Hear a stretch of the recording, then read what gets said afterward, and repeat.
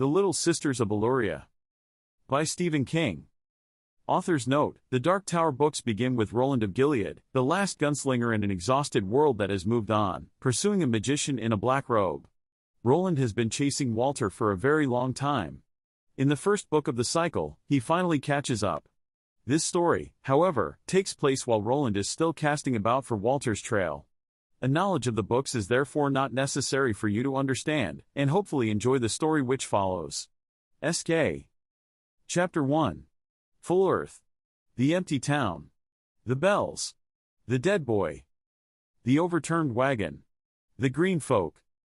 On a day in full earth so hot that it seemed to suck the breath from his chest before his body could use it, Roland of Gilead came to the gates of a village in the Disastrous mountains. He was traveling alone by then, and would soon be traveling afoot, as well. This whole last week he had been hoping for a horse doctor, but guessed such a fellow would do him no good now, even if this town had one. His mount, a 2-year-old roan, was pretty well done for. The town gates, still decorated with flowers from some festival or other, stood open and welcoming, but the silence beyond them was all wrong. The gunslinger heard no clip-clop of horses, no rumble of wagon wheels, no merchants' huckstering cries from the marketplace. The only sounds were the low hum of crickets, some sort of bug. At any rate, they were a bit more tuneful than crickets, at that, a queer wooden knocking sound, and the faint, dreamy tinkle of small bells. Also, the flowers twined through the wrought iron staves of the ornamental gate were long dead. Between his knees, Topsy gave 2 great, hollow sneezes, chow, chow, and staggered sideways. Roland dismounted, partly out of respect for the horse, partly out of respect for himself. He didn't want to break a leg under Topsy if Topsy chose this moment to give up and canter into the clearing at the end of his path. The gunslinger stood in his dusty boots and faded jeans under the beating sun, stroking the roan's matted neck, pausing every now and then to yank his fingers through the tangles of Topsy's mane, and stopping once to shoo off the tiny flies clustering at the corners of Topsy's eyes. Let them lay their eggs and hatch their maggots there after Topsy was dead, but not before. Roland thus honored his horse as best he could, listening to those distant, dreamy bells and the strange wooden talking sound as he did. After a while he ceased his absent grooming and looked thoughtfully at the open gate. The cross above its center was a bit unusual, but otherwise the gate was a typical example of its type, a Western commonplace which was not useful but traditional. All the little towns he had come to in the last 10 months seemed to have one such where you came in, grand, and one more such where you went out, not so grand. None had been built to exclude visitors, certainly not this one. It stood between 2 walls of pink adobe that ran into the scree for a distance of about 20 feet on either side of the road and then simply stopped. Close the gate, lock it with many locks, and all that meant was a short walk around one bit of adobe wall or the other. Beyond the gate, Roland could see what looked in most respects like a perfectly ordinary high street, an inn, 2 saloons, one of which was called the Bustling Pig. The sign over the other was too faded to read: a mercantile, a smithy, a gathering hall. There was also a small but rather lovely wooden building with a modest bell tower on top, a sturdy fieldstone foundation on bottom, and a gold-painted cross on its double doors. The cross, like the one over the gate, marked this as a worshipping place for those who held to the Jesus man. This wasn't a common religion in Midworld, but far from unknown. That same thing could have been said about most forms of worship in those days, including the worship of Baal, Asmodeus, and 100 others. Faith, like everything else in the world these days, had moved on. As far as Roland was concerned, God of the Crow SS was just another religion which taught that love and murder were inextricably bound together, that in the end, God always drank blood. Meanwhile, there was the singing hum of insects which sounded almost like crickets. The dream-like tinkle of the bells. And that queer wooden thumping, like a fist on a door. Or on a coffin top. Something here's a long way from right. The gunslinger thought. Where, Roland, this place has a reddish odor. He led Topsy through the gate with its adornments of dead flowers and down the high street. On the porch of the mercantile, where the old men should have congregated to discuss crops, politics, and the follies of the younger generation, there stood only a line of empty rockers. Lying beneath one, as if dropped from a careless, and long-departed, hand, was a charred corncob pipe. The hitching rack in front of the Bustling Pig stood empty. The windows of the saloon itself were dark. One of the batwing doors had been yanked off and stood propped against the side of the building, the other hung ajar, its faded green slat splattered with maroon stuff that might have been paint but probably wasn't. The shop front of the livery stable stood intact, like the face of a ruined woman who has access to good cosmetics, but the double barn behind it was a charred skeleton. That fire must have happened on a rainy day, the gunslinger thought, or the whole damn town would have gone up in flames, a jolly spin and rarity for anyone around to see it. To his right now, halfway up to where the street opened into the town square, was the church. There were grassy borders on both sides, one separating the church from the town's gathering hall, the other from the little house set aside for the preacher and his family. If this was one of the Jesus sects which allowed its shamans to have wives and families, that was, some of them, clearly administered by lunatics, demanded at least the appearance of celibacy. There were flowers in these grassy strips, and while they looked parched, most were still alive. So whatever had happened here to empty the place out had not happened long ago. A week, perhaps. 2 at the outside, given the heat. Topsy sneezed again, chow, and lowered his head wearily. The gunslinger saw the source of the tinkling. Above the cross on the church doors, a cord had been strung in a long, shallow arc. Hung from it were perhaps 24 tiny silver bells. There was hardly any breeze today, but enough so these small bells were never quite still, and if a real wind should rise, Roland thought, the sound made by the tintinnabulation of the bells would probably be a good deal less pleasant, more like the strident parley of gossips' tongues. "Hello," Roland called, looking across the street at what a large false-fronted sign proclaimed to be the Good Beds Hotel. "Hello, the town." No answer but the bells, the tune-some insects, and that odd wooden clunking. No answer, no movement, but there were folk here. Folk or something. He was being watched. The tiny hairs on the nape of his neck had stiffened. Roland stepped onward, leading Topsy towards the center of town, puffing up the unlaid high street dust with each step.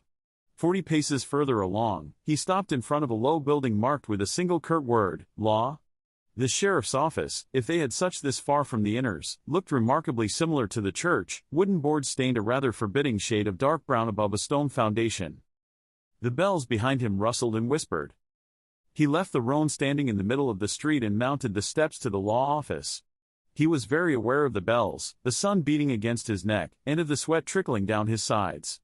The door was shut but unlocked. He opened it, then winced back, half raising a hand as the heat trapped inside rushed out in a soundless gasp. If all the closed buildings were this hot inside, he mused, the livery barns would soon not be the only burned-out hulks. And with no rain to stop the flames, and certainly no volunteer fire department, not anymore, the town would not be long for the face of the earth. He stepped inside, trying to sip at the stifling air rather than taking deep breaths. He immediately heard the low drone of flies. There was a single cell, commodious and empty, its bar door standing open. Filthy skin shoes, one of the pair coming unsewn, lay beneath a bunk sodden with the same dried maroon stuff which had marked the bustling pig. Here was where the flies were, crawling over the stain, feeding from it. On the desk was a ledger. Roland turned it towards him and read what was embossed upon its red cover. Registry of Misdeeds and Redress. In the years of our Lord. Eluria. So now he knew the name of the town, at least, Eluria. Pretty, yet somehow ominous, as well. But any name would have seemed ominous, Roland supposed, given these circumstances. He turned to leave, and saw a closed door secured by a wooden bolt. He went to it, stood before it for a moment, then drew one of the big revolvers he carried low on his hips. He stood a moment longer, head down, thinking, Cuthbert, his old friend, liked to say that the wheels inside Roland's head ground slow but exceedingly fine, and then retracted the bolt. He opened the door and immediately stood back, leveling his gun, expecting a body, Eluria's sheriff, mayhap, to come tumbling into the room with his throat cut and his eyes gouged out, victim of a misdeed in need of redress. Nothing.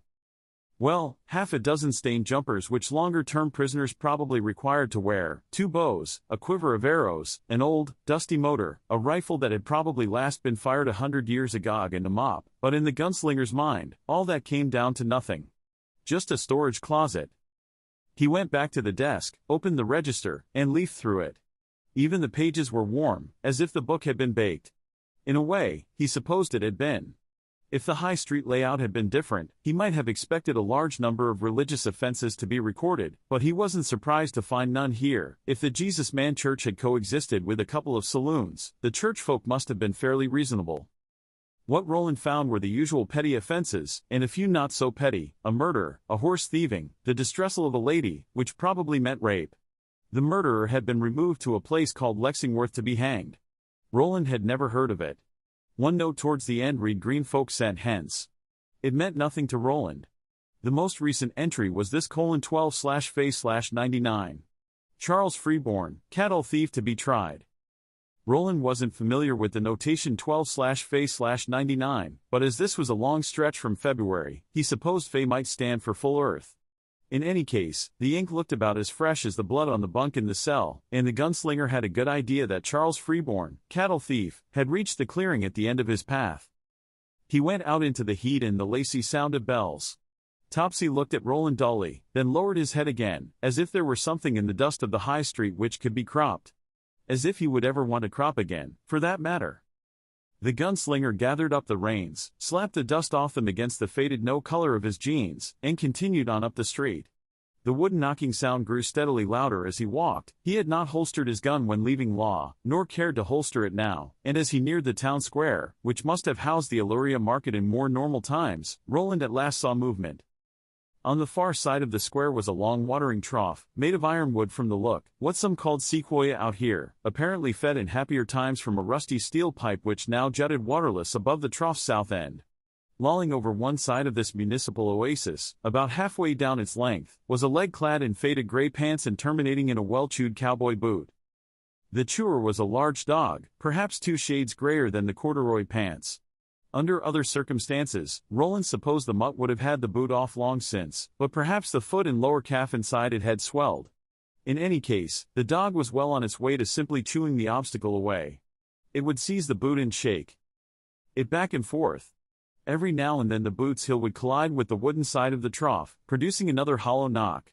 The gunslinger hadn't been so wrong to think of coffin tops after all, it seemed.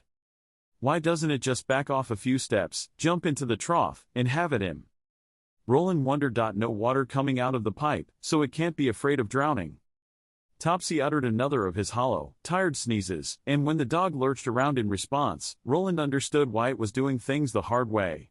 One of its front legs had been badly broken and crookedly mended. Walking would be a chore for it, jumping out of the question. On its chest was a patch of dirty white fur. Growing out of this patch was black fur in a roughly cruciform shape. A Jesus dog, mayhap, hoping for a spot of afternoon communion. There was nothing very religious about the snarl which began to wind out of its chest, however, or the roll of its rheumy eyes. It lifted its upper lip in a trembling sneer, revealing a goodish set of teeth. "Light out," Roland said. "Well, you can." The dog backed up until its hindquarters were pressed against the chewed boot. It regarded the oncoming man fearfully, but clearly meant to stand its ground. The revolver in Roland's hand held no significance for it. The gunslinger wasn't surprised. He guessed the dog had never seen one, had no idea it was anything other than a club of some kind, which could only be thrown once. "High on with you, now," Roland said, but still the dog wouldn't move. He should have shot it. It was no good to itself, and a dog that had acquired a taste for human flesh could be no good to anyone else, but he somehow didn't like to. Killing the only thing still living in this town, other than the singing bugs, seemed like an invitation to bad luck. He fired into the dust near the dog's good forepaw, the sound crashing into the hot day and temporarily silencing the insects. The dog could run, it seemed, although at a lurching trot that hurt Roland's eyes, and his heart, a little, too. It stopped at the far side of the square, by an overturned flatbed wagon. There looked to be more dried blood splashed on the freighter's side, and glanced back. It uttered a forlorn howl that raised the hairs on the nape of Roland's neck even further. Then it turned, skirted the wrecked wagon, and limped down a lane which opened between 2 of the stalls. This way towards Eluria's back gate, Roland guessed. Still leading his dying horse, the gunslinger crossed the square to the ironwood trough and looked in. The owner of the chewed boot wasn't a man but a boy who had just been beginning to get his man's growth, and that would have been quite a large growth indeed, Roland judged, even setting aside the bloating effects which had resulted from being immersed for some unknown length of time in 9 inches of water simmering under a summer sun. The boy's eyes, now just milky balls, stared blindly up at the gunslinger like the eyes of a statue. His hair appeared to be the white of old age, although that was the effect of the water. He had likely been a towhead. His clothes were those of a cowboy, although he couldn't have been much more than 14 or 16. Around his neck, gleaming blearily in water that was slowly turning into a skin stew under the summer sun, was a gold medallion. Roland reached into the water, not liking to but feeling a certain obligation. He wrapped his fingers around the medallion and pulled. The chain parted, and he lifted the thing, dripping, into the air. He rather expected a Jesus man sigil, what was called the crucifix or the rood, but a small rectangle hung from the chain. Instead, the object looked like pure gold. Engraved into it was this legend: James, loved of family, loved of God. Roland, who had been almost too revolted to reach into the polluted water, as a younger man, he could never have brought himself to that, was now glad he'd done it. He might never run into any of those who had loved this boy, but he knew enough Ofka to think it might be so. In any case, it was the right thing. So was giving the kid a decent burial, assuming, that was, he could get the body out of the trough without having it break apart inside the clothes.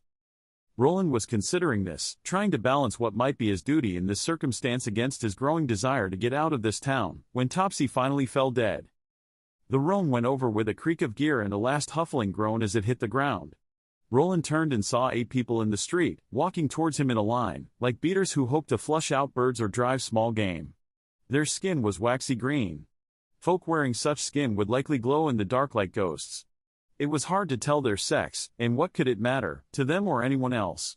They were slow mutants, walking with the hunched deliberation of corpses reanimated by some arcane magic. The dust had muffled their feet like carpet. With the dog banished, they might well have gotten within attacking distance if Topsy hadn't done Roland the favor of dying at such an opportune moment.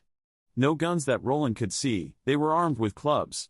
These were chair legs and table legs, for the most part, but Roland saw one that looked made rather than seized. It had a bristle of rusty nails sticking out of it, and he suspected it had once been the property of a saloon bouncer, possibly the one who kept school in the bustling pig. Roland raised his pistol, aiming at the fellow in the center of the line. Now he could hear the shuffle of their feet, and the wet snuffle of their breathing. As if they all had bad chest colds. Came out of the mines, most likely. Roland thought there are radium mines somewhere about. That would account for the skin. I wonder that the sun doesn't kill them. Then, as he watched, the one on the end, a creature with a face like melted candle wax, did die, or collapsed, at any rate.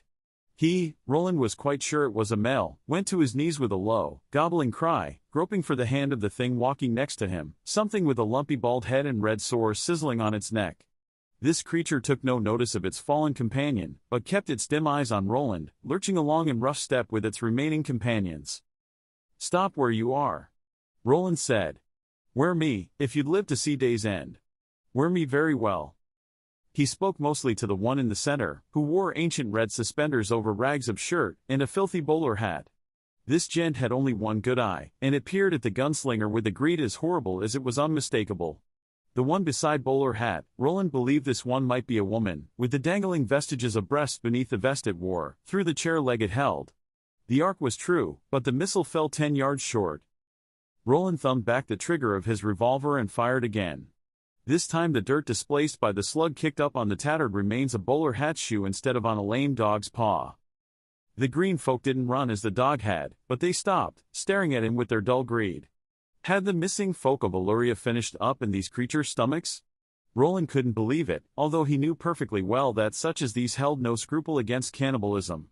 And perhaps it wasn't cannibalism, not really. How could such things as these be considered human, whatever they might once have been?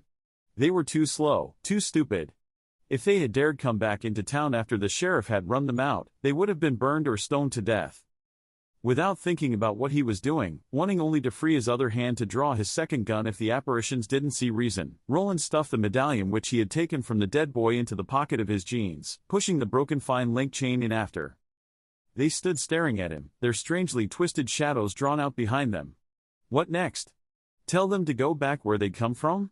Roland didn't know if they'd do it, and in any case had decided he liked them best where he could see them. And at least there was no question now about staying to bury the boy named James. That conundrum had been solved. "Stand steady," he said in the low speech, beginning to retreat. "First fellow that moves."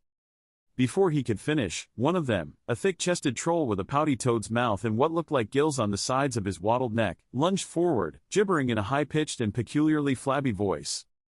It might have been a species of laughter. He was waving what looked like a piano leg. Roland fired. Mr. Toad's chest caved in like a bad piece of roofing. He ran backward several steps, trying to catch his balance and clawing at his chest with the hand not holding the piano leg. His feet, clad in dirty red velvet slippers with curled-up toes, tangled in each other and he fell over, making a queer and somehow lonely gargling sound. He let go of his club, rolled over on one side, tried to rise, and then fell back into the dust. The brutal sun glared into his open eyes, and as Roland watched, white tendrils of steam began to rise from his skin, which was rapidly losing its green undertint. There was also a hissing sound, like a gob of spit on top of a hot stove. Saves explaining, at least. Roland thought, and swept his eyes over the others. All right, he was the first one to move. Who wants to be the second? None did, it seemed. They only stood there, watching him, not coming at him, but not retreating, either. He thought, as he had about the crucifix dog, that he should kill them as they stood there, just draw his other gun and mow them down. It would be the work of Seekin. DS only, and child's play to his gifted hands, even if some ran. But he couldn't. Not just cold, like that. He wasn't that kind of killer, at least, not yet. Very slowly, he began to step backwards, first bending his course around the watering trough, then putting it between him and them. When Bowler Hat took a step forward, Roland didn't give the others in the line a chance to copy him. He put a bullet into the dust of High Street an inch in advance of Bowler Hat's foot. "That's your last warning," he said, still using the low speech. He had no idea if they understood it, didn't really care. He guessed they caught this tune's music well enough. "Next bullet I fire eats up someone's heart. The way it works is, you stay and I go. You get this one chance. Follow me, and you all die. It's too hot to play games and I've lost my..." "Boo!" cried a rough, liquidy voice from behind him. There was unmistakable glee in it. Roland saw a shadow grow from the shadow of the overturned freight wagon, which he had now almost reached, and had just time to understand that another of the green folk had been hiding beneath it. As he began to turn, a club crashed down on Roland's shoulder, numbing his right arm all the way to the wrist.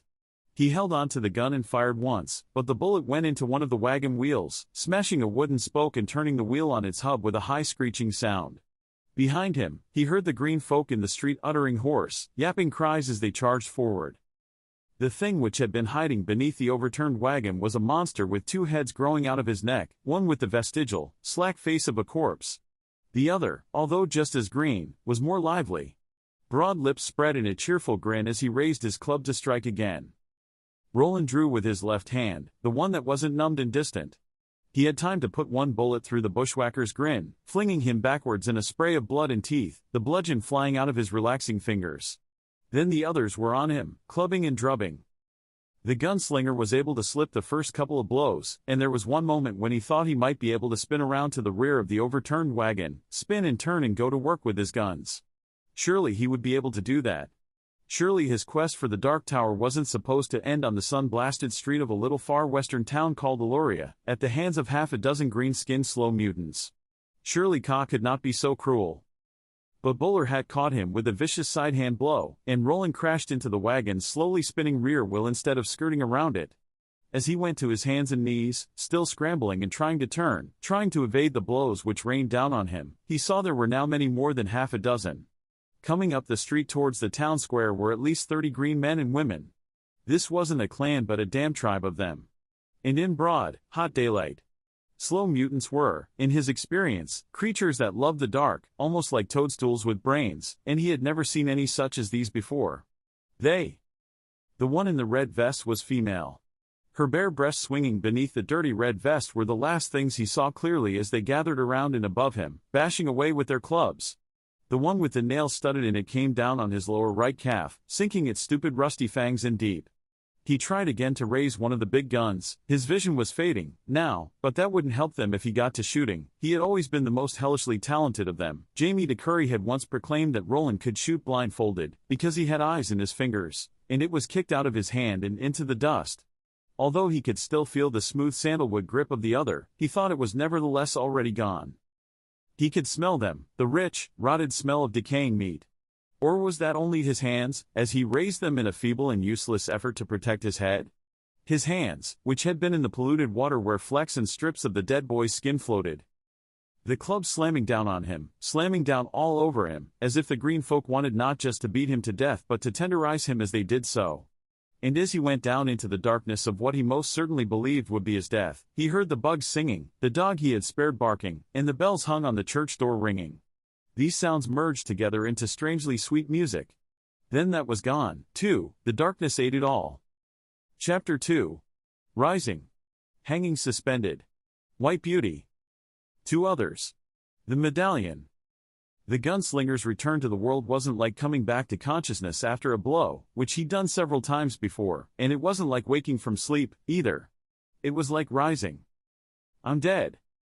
He thought at some point during this process, when the power to think had been at least partially restored to him. Dead and rising into whatever afterlife there is. That's what it must be. The singing I hear is the singing of dead souls. Total blackness gave way to the dark gray of rain clouds, then to the lighter gray of fog. This brightened to the uniform clarity of a heavy mist moments before the sun breaks through. And through it all was that sense of rising, as if he had been caught in some mild but powerful updraft. As the sense of rising began to diminish and the brightness behind his eyelids grew, Roland at last began to believe he was still alive. It was the singing that convinced him. Not dead souls, not the heavenly host of angels sometimes described by the Jesus Man preachers, but only those bugs. A little like crickets, but sweeter voiced. The ones he had heard in Eluria. On this thought, he opened his eyes. His belief that he was still alive was severely tried, for Roland found himself hanging suspended in a world of white beauty. His first bewildered thought was that he was in the sky, floating within a fair-weather cloud. All around him was the reedy singing of the bugs. Now he could hear the tinkling of bells, too. He tried to turn his head and swayed in some sort of harness. He could hear it creaking. The soft singing of the bugs, like crickets in the grass at the end of day back home in Gilead, hesitated and broke rhythm. When it did, what felt like a tree of pain grew up Roland's back. He had no idea what its burning branches might be, but the trunk was surely his spine. A far deadlier pain sank into one of his lower legs in his confusion. The gunslinger could not tell which one. That's where the club with the nails in it got me, he thought. And more pain in his head. His skull felt like a badly cracked egg. He cried out, and could hardly believe that the harsh crow's caw he heard came from his own throat. He thought he could also hear, very faintly, the barking of the cross dog, but surely that was his imagination. Am I dying? Have I awakened once more at the very end? A hand stroked his brow. He could feel it but not see it, fingers trailing across his skin, pausing here and there to massage a knot or a line. Delicious, like a drink of cool water on a hot day. He began to close his eyes, and then a horrible idea came to him. Suppose that hand were green, its owner wearing a tattered red vest over her hanging dugs? What if it is? What could you do? Hush, man, a young woman's voice said, or perhaps it was the voice of a girl. Certainly the first person Roland thought of was Susan, the girl from Megis, she who had spoken to him as he. Where? Hush, stir not. 'Tis far too soon. The pain in his back was subsiding now, but the image of the pain as a tree remained, for his very skin seemed to be moving like leaves in a light breeze. How could that be? He let the question go, let all questions go, and concentrated on the small, cool hand stroking his brow. Hush, pretty man, God's love be upon ye. Yet it's sore hurt ye are. Be still. Heal. The dog had hushed its barking, if it had ever been there in the first place, and Roland became aware of that low, creaking sound again. It reminded him of horse tethers, or something hang ropes, he didn't like to think of. Now he believed he could feel pressure beneath his thighs, his buttocks, and perhaps, yes, his shoulders. I'm not in a bed at all. I think I'm above a bed. Can that be? He supposed he could be in a sling.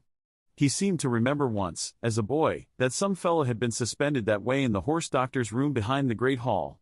A stable hand who had been burned too badly by kerosene to be laid in a bed.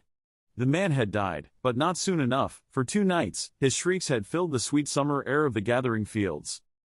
Am I burned, then, nothing but a cinder with legs, hanging in a sling? The fingers touched the center of his brow, rubbing away the frown forming there. And it was as if the voice which went with the hand had read his thoughts, picking them up with the tips of her clever, soothing fingers. You'll be fine if God wills, sigh, the voice which went with the hand said. But time belongs to God, not to you. No, he would have said, if he had been able. Time belongs to the tower. Then he slipped down again, descending as smoothly as he had risen, going away from the hand in the dreamlike sounds of the singing insects and chiming bells. There was an interval that might have been sleep, or perhaps unconsciousness, but he never went all the way back down. At one point he thought he heard the girl's voice, although he couldn't be sure, because this time it was raised in fury, or fear, or both. No. She cried. Ye can't have it off him and ye know it. Go your course and stop talking of it, do. When he rose back to consciousness the second time, he was no stronger in body, but a little more himself in mind. What he saw when he opened his eyes wasn't the inside of a cloud, but at first that same phrase, white beauty, recurred to him. It was in some ways the most beautiful place Roland had ever been in his life, partially because he still had a life, of course, but mostly because it was so fey and peaceful. It was a huge room, high and long. When Roland at last turned his head, cautiously, so cautiously, to take its measure as well as he could, he thought it must run at least 200 yards from end to end. It was built narrow, but its height gave the place a feeling of tremendous airiness. There were no walls or ceilings such as those he was familiar with, although it was a little like being in a vast tent. Above him, the sun struck and diffused its light across billowy panels of thin white silk, turning them into the bright swags which he had first mistaken for clouds. Beneath this silk canopy, the room was as gray as twilight. The walls, also silk, rippled like sails in a faint breeze. Hanging from each wall panel was a curved rope bearing small bells. These lay against the fabric and rang in low and charming unison, like wind chimes, when the walls rippled. An aisle ran down the center of the long room. On either side of it were scores of beds, each made up with clean white sheets and headed with crisp white pillows. There were perhaps 40 on the far side of the aisle, all empty, and another 40 on Roland's side. There were 2 other occupied beds here, one next to Roland on his left. This fellow. It's the boy. The one who was in the trough. The idea ran goosebumps up Roland's arms and gave him a nasty, superstitious start. He peered more closely at the sleeping boy. Can't be. You're just dazed, that's all, it can't be. Yet closer scrutiny refused to dispel the idea. It certainly seemed to be the boy from the trough, probably ill. Why else would he be in a place like this? But far from dead, Roland could see the slow rise and fall of his chest, and the occasional twitch of the fingers which dangled over the side of the bed. You didn't get a good enough look at him to be sure of anything, and after a few days in that trough, his own mother couldn't have said for sure who it was. But Roland, who'd had a mother, knew better than that. He also knew that he'd seen the gold medallion around the boy's neck. Just before the attack of the green folk, he had taken it from this lad's corpse and put it in his pocket. Now someone, the proprietors of this place, most likely, they who had sorcerously restored the lad named James to his interrupted life, had taken it back from Roland and put it around the boy's neck again. Had the girl with the wonderfully cool hand done that? Did she in consequence think Roland a ghoul who would steal from the dead? He didn't like to think so. In fact, the notion made him more uncomfortable than the idea that the young cowboy's bloated body had been somehow returned to its normal size and then reanimated. Further down the aisle on this side, perhaps a dozen empty beds away from the boy and Roland Deschênes, the gunslinger saw a third inmate of this queer infirmary. This fellow looked at least 4 times the age of the lad, twice the age of the gunslinger. He had a long beard, more gray than black, that hung to his upper chest in 2 straggly forks. The face above it was sun-darkened, heavily lined, and pouched beneath the eyes.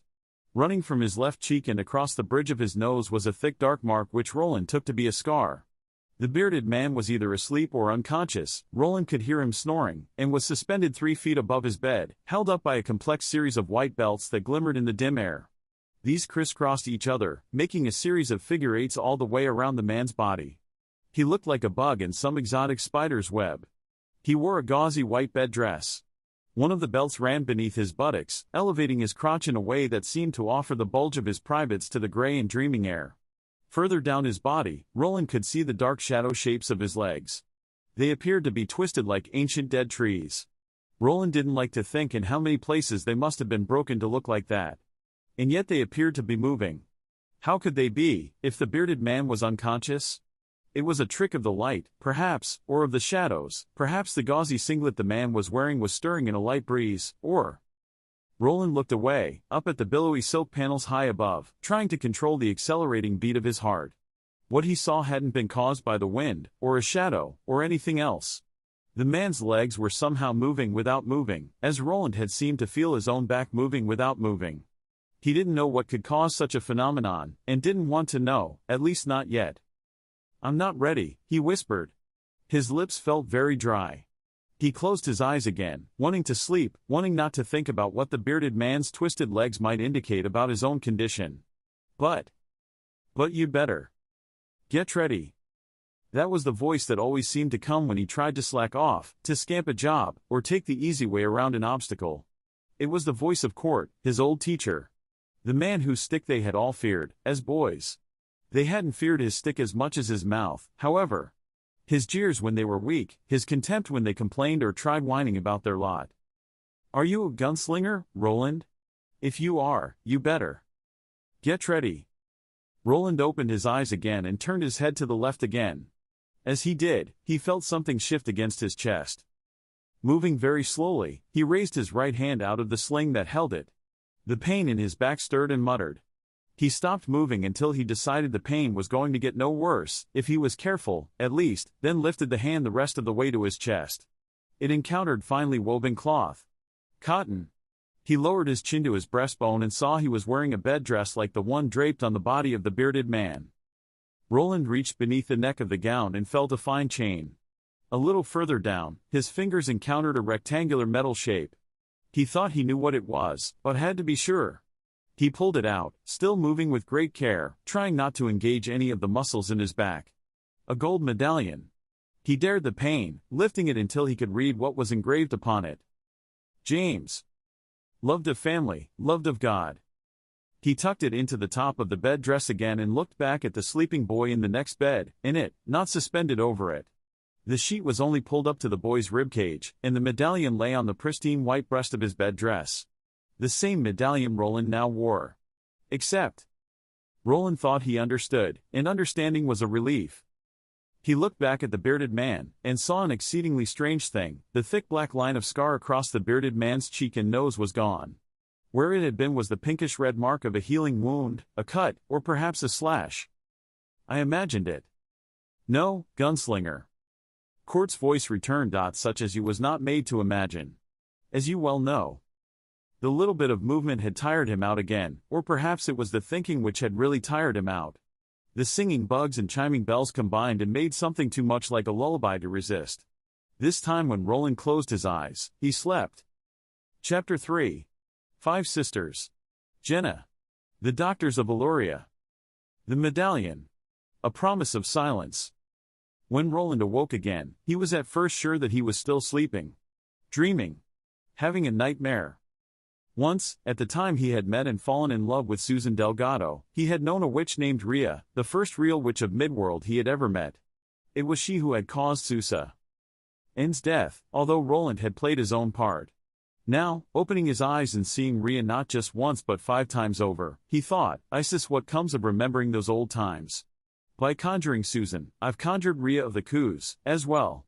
Rhea and her sisters. The 5 were dressed in billowing habits as white as the walls and the panels of the ceiling.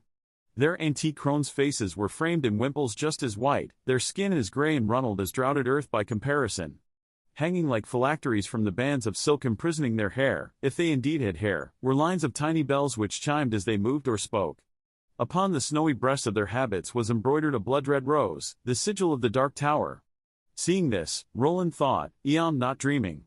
These harridans are real. He wakes. One of them cried in a gruesomely coquettish voice. Ooh. Oh. Ah. They fluttered like birds. The one in the center stepped forward, and as she did, their faces seemed to shimmer like the silk walls of the ward. They weren't old after all, he saw, middle-aged, perhaps, but not old. Yes. They. Airy old. They changed. The one who now took charge was taller than the others, and with a broad, slightly bulging brow. She bent towards Roland, and the bells which fringed her forehead tinkled. The sound made him feel sick, somehow, and weaker than he had felt a moment before. Her hazel eyes were intent. Greedy, mayhap. She touched his cheek for a moment, and a numbness seemed to spread there. Then she glanced down, and a look which could have been disquiet cramped her face. She took her hand back. Ye wake, pretty man. So ye do. 'Tis well. Who are you? Where am I? We are the little sisters of Eluria, she said. I am Sister Mary. Here is Sister Louise, and Sister Michaela, and Sister Coquina. And Sister Tamra, said the last. A lovely lass of 21. She giggled. Her face shimmered, and for a moment she was again as old as the world. Hooked of nose, gray of skin. Roland thought once more of Rhea.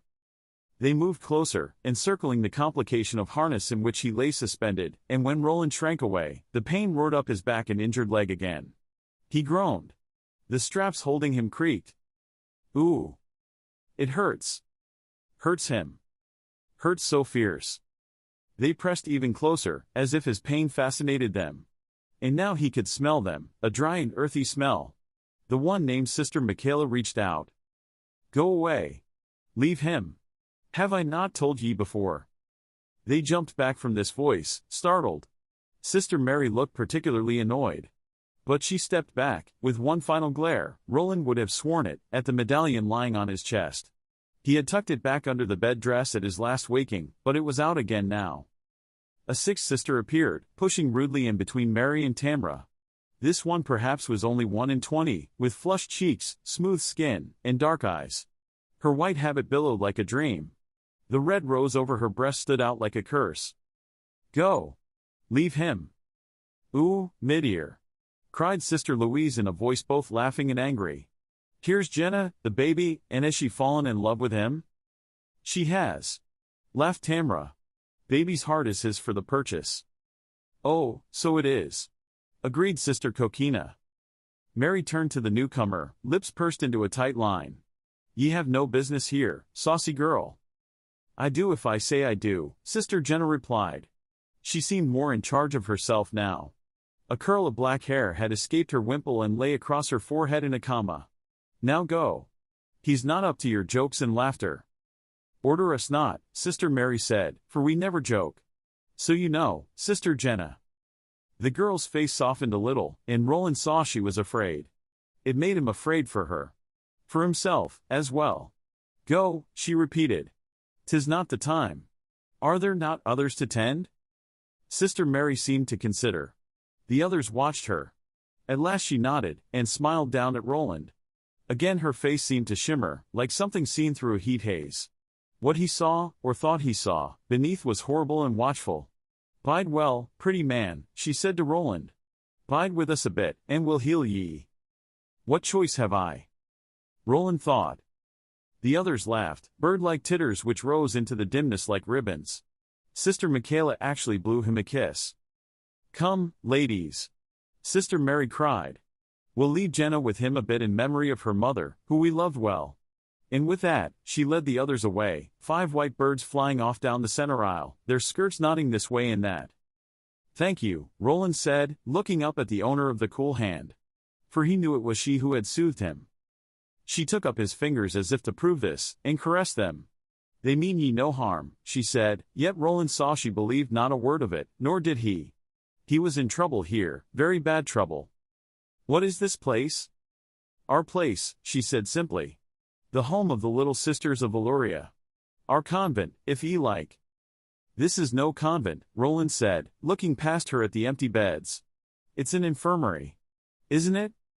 A hospital, she said, still stroking his fingers. We serve the doctors, and they serve us. He was fascinated by the black curl lying on the cream of her brow, would have stroked it, if he had dared reach up. Just to tell its texture. He found it beautiful because it was the only dark thing in all this white. The white had lost its charm for him. We are Hospitallers, or were, before the world moved on. Are you for the Jesus man? She looked surprised for a moment, almost shocked, and then laughed merrily. No, not us. If you are Hospitallers, nurses, where are the doctors? She looked at him, biting at her lip, as if trying to decide something. Roland found her doubt utterly charming, and he realized that, sick or not, he was looking at a woman as a woman for the first time since Susan Delgado had died, and that had been long ago. The whole world had changed since then, and not for the better. Would you really know? Yes, of course, he said, a little surprised. A little disquieted, too. He kept waiting for her face to shimmer and change, as the faces of the others had done. It didn't. There was none of that unpleasant dead earth smell about her, either. Wait. He cautioned himself. Believe nothing here, least of all your senses. Not yet. I suppose you must, she said with a sigh. It tinkled the bells at her forehead, which were darker in color than those the others wore, not black like her hair but charry, somehow, as if they had been hung in the smoke of a campfire. Their sound, however, was bright as silver. Promise me you'll not scream and wake the pube in yonder bed. Pube? The boy. Do ye promise? He said, falling into the half-forgotten patois of the outer arc without even being aware of it. Susan's dialect. It's been long since I screamed, pretty. She colored more definitely at that, roses more natural and lively than the one on her breast mounting in her cheeks. Don't call pretty what ye can't properly see, she said. Then push back the wimple you wear. Her face he could see perfectly well, but he badly wanted to see her hair, hungered for it, almost. A full flood of black in all this dreaming white. Of course it might be cropped, those of her order might wear it that way, but he somehow didn't think so. No, 'tis not allowed. By who? Big sister. She who calls herself Mary? Her. She started away, then paused and looked back over her shoulder. In another girl her age, one as pretty as this, that look back would have been flirtatious. This girl's was only grave. Remember your promise. No screams. She went to the bearded man, skirt swinging. In the dimness, she cast only a blur of shadow on the empty bed she passed. When she reached the man, this one was unconscious, Roland thought, not just sleeping. She looked back at Roland once more. He nodded. Sister Jenna stepped close to the suspended man on the far side of his bed, so that Roland saw her through the twists and loops of woven white silk. She placed her hands lightly on the left side of his chest, bent over him, and shook her head from side to side, like one expressing a brisk negative. The bell she wore on her forehead rang sharply, and Roland once more felt that weird stirring up his back, accompanied by a low ripple of pain. It was as if he had shuddered without actually shuddering, or shuddered in a dream. What happened next almost did jerk a scream from him. He had to bite his lips against it. Once more the unconscious man's legs seemed to move without moving, because it was what wasn't them that moved. The man's hairy shins, ankles, and feet were exposed below the hem of his bed dress. Now a black wave of bugs moved down them. They were singing fiercely, like an army column that sings as it marches. Roland remembered the black scar across the man's cheek and nose, the scar which had disappeared. More such as these, of course. And they were on him, as well. That was how he could shiver without shivering. They were all over his back, battening on him. No, keeping back a scream wasn't as easy as he had expected it to be. The bugs ran down to the tips of the suspended man's toes, then leapt off them in waves, like creatures leaping off an embankment and into a swimming hole. They organized themselves quickly and easily on the bright white sheet below, and began to march down to the floor in a battalion about a foot wide. Roland couldn't get a good look at them, the distance was too far and the light too dim, but he thought they were perhaps twice the size of ants, and a little smaller than the fat honeybees which had swarmed the flower beds back home. They sang as they went. The bearded man didn't sing. As the swarms of bugs which had coated his twisted legs began to diminish, he shuddered and groaned. The young woman put her hand on his brow and soothed him, making Roland a little jealous even in his revulsion at what he was seeing. And was what he was seeing really so awful? In Gilead, leeches had been used for certain ailments, swellings of the brain, the armpits, and the groin, primarily. When it came to the brain, the leeches, ugly as they were certainly preferable to the next step, which was trepanning. Yet there was something loathsome about them, perhaps only because he couldn't see them well, and something awful about trying to imagine them all over his back as he hung here, helpless. Not singing, though. Why? Because they were feeding? Sleeping? Both at once? The bearded man's groans subsided. The bugs marched away across the floor, towards one of the mildly rippling silken walls. Roland lost sight of them in the shadows. Jenna came back to him, her eyes anxious. Ye did well. Yet I see how ye feel, it's on your face. The doctors, he said. Yes. Their power is very great, but, she dropped her voice. I believe that Drover is beyond their help. His legs are a little better, and the wounds on his face are all but healed, but he has injuries where the doctors cannot reach. She traced a hand across her midsection, suggesting the location of these injuries, if not their nature. And me? Roland asked. You were timed by the green folk, she said. Ye must have angered them powerfully, for them not to kill ye outright. They roped ye and dragged ye, instead. Tamara, Michaela, and Louise were out gathering herbs. They saw the green folk at play with ye, and bade them stop, but... Do the muties always obey you, Sister Jenna? She smiled, perhaps pleased he remembered her name. Not always, but mostly. This time they did, or ye'd have now found the clearing in the trees. I suppose so. The skin was stripped almost clean off your back, red ye were from nape to waist. Ye'll always bear the scars, but the doctors have gone far towards healing ye. And their singing is passing fair, is it not? Yes, Roland said, but the thought of those black things all over his back, roosting in his raw flesh, still revolted him. I owe you thanks, and give it freely. Anything I can do for you. Tell me your name, then. Do that. I'm Roland of Gilead. A gunslinger. I had revolvers, Sister Jenna. Have you seen them? I've seen no shooters, she said, but cast her eyes aside. The roses bloomed in her cheeks again. She might be a good nurse, and fair, but Roland thought her a poor liar. He was glad. Good liars were common. Honesty, on the other hand, came dear. Let the untruth pass for now. He told himself. She speaks it out of fear, I think. Jenna.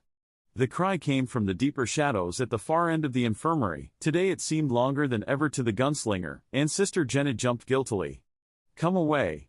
Ye've passed words enough to entertain 20 men. Let him sleep. She called, then turned back to Roland. Don't let on that I showed you the doctors. Mum is the word, Jenna. She paused, biting her lip again, then suddenly swept back her wimple. It fell against the nape of her neck in a soft chiming of bells. Freed from its confinement, her hair swept against her cheeks like shadows. Am I pretty? Am I? Tell me the truth, Roland of Gilead, no flattery. For flattery's kind only a candle's length. Pretty as a summer night. What she saw in his face seemed to please her more than his words, because she smiled radiantly. She pulled the wimple up again, tucking her hair back in with quick little finger pokes. Am I decent? Decent is fair, he said, then cautiously lifted an arm and pointed at her brow. One curls out, just there. Always that one to devil me. With a comical little grimace, she tucked it back. Roland thought how much he would like to kiss her rosy cheeks, and perhaps her rosy mouth, for good measure. All's well, he said. Jenna. The cry was more impatient than ever. Meditations. I'm coming just now. She called, and gathered her voluminous skirts to go. Yet she turned back once more, her face now very grave and very serious. One more thing, she said in a voice only a step above a whisper. She snatched a quick look around. The gold medallion ye wear it because it's yours. Do ye understand, James? Yes. He turned his head a bit to look at the sleeping boy. This is my brother. If they ask, yes. To say different would be to get Jenna in serious trouble. How serious he did not ask, and she was gone in any case, seeming to flow along the aisle between all the empty beds, her skirt caught up in one hand. The roses had fled from her face, leaving her cheeks and brow ashy. He remembered the greedy look on the faces of the others, how they had gathered around him in a tightening knot, and the way their faces had shimmered. 6 women, 5 old and 1 young. Doctors that sang and then crawled away across the floor when dismissed by jingling bells. In an improbable hospital ward of perhaps 100 beds, a ward with a silk roof and silk walls. And all the beds empty save 3. Roland didn't understand why Jenna had taken the dead boy's medallion from his pants pocket and put it around his neck, but he had an idea that if they found out she had done so, the little sisters of Eluria might kill her. Roland closed his eyes, and the soft singing of the doctor insects once again floated him off into sleep. Chapter 4. A bowl of soup. The boy. In the next bed. The night nurses. Roland dreamed that a very large bug, a doctor bug, mayhap, was flying around his head and banging repeatedly into his nose, collisions which were annoying rather than painful. He swiped at the bug repeatedly, and although his hands were eerily fast under ordinary circumstances, he kept missing it. And each time he missed, the bug giggled. I'm slow because I've been sick, he thought. No, ambushed. Dragged across the ground by slow mutants, saved by the little sisters of Eluria. Roland had a sudden, vivid image of a man's shadow growing from the shadow of an overturned freight wagon, heard a rough, gleeful voice cry, "Ooh!" He jerked awake hard enough to set his body rocking in its complication of slings, and the woman who had been standing beside his head, giggling as she tapped his nose lightly with a wooden spoon, stepped back so quickly that the bowl in her other hand slipped from her fingers. Roland's hands shot out, and they were as quick as ever. His frustrated failure to catch the bug had been only part of his dream. He caught the bowl before more than a few drops could spill. The woman, Sister Coquina, looked at him with round eyes. There was pain all up and down his back from the sudden movement, but it was nowhere near as sharp as it had been before, and there was no sensation of movement on his skin. Perhaps the doctors were only sleeping, but he had an idea they were gone. He held out his hand for the spoon Coquina had been teasing him with. He found he wasn't surprised at all that one of these would tease a sick and sleeping man in such a way. It only would have surprised him if it had been Jenna, and she handed it to him, her eyes still big. "How speedy ye are," she said. "'Twas like a magic trick, and you still rising from sleep." "Remember it, sigh," he said, and tried the soup. There were tiny bits of chicken floating in it. He probably would have considered it bland under other circumstances, but under these, it seemed ambrosial. He began to eat greedily. "What do ye mean by that?" she asked. The light was very dim now, the wall panels across the way a pinkish orange that suggested sunset. In this light, Coquina looked quite young and pretty, but it was a glamour, Roland was sure, a sorceress kind of makeup. "I mean nothing in particular." Roland dismissed the spoon as too slow, preferring to tilt the bowl itself to his lips. In this way he disposed of the soup in 4 large gulps. "You have been kind to me." "I, so have," she said, rather indignantly. "Dash, and I hope your kindness has no hidden motive. If it does, sister, remember that I'm quick. And, as for myself, I have not always been kind." She made no reply, only took the bowl when Roland handed it back. She did this delicately, perhaps not wanting to touch his fingers. Her eyes dropped to where the medallion lay, once more hidden beneath the breast of his bed dress. He said no more, not wanting to weaken the implied threat by reminding her that the man who made it was unarmed, next to naked, and hung in the air because his back couldn't yet bear the weight of his body. "Where's Sister Jenna?" he asked. "Ooh," Sister Coquina said, raising her eyebrows. "We like her, do we? She makes our heart go." She put her hand against the rose on her breast and fluttered it rapidly. Not at all, Roland said, "but she was kind. I doubt she would have teased me with a spoon, as some would." Sister Coquina's smile faded. She looked both angry and worried. "Say nothing of that to Mary, if she comes by later. You might get me in trouble." "Should I care? I might get back at one who caused me trouble by causing little Jenna trouble," Sister Coquina said. "She's in Big Sister's black books, just now, anyway. Sister Mary doesn't care for the way Jenna spoke to her about ye, nor does she like it that Jenna came back to us wearing the dark bells." This was no sooner out of her mouth before Sister Coquina put her hand over that frequently imprudent organ, as if realizing she had said too much. Roland, intrigued by what she'd said but not liking to show it just now, only replied, "I'll keep my mouth shut about you, if you keep your mouth shut to Sister Mary about Jenna." Coquina looked relieved. "Aye, that's a bargain." She leaned forward confidingly. "She's in Thoughtful House. That's the little cave in the hillside where we have to go and meditate when Big Sister decides we've been bad. She'll have to stay and consider her impudence until Mary lets her out." She paused, then said abruptly, "Who's this beside ye? Do ye know?" Roland turned his head and saw that the young man was awake, and had been listening. His eyes were as dark as Jenna's. "Know him?"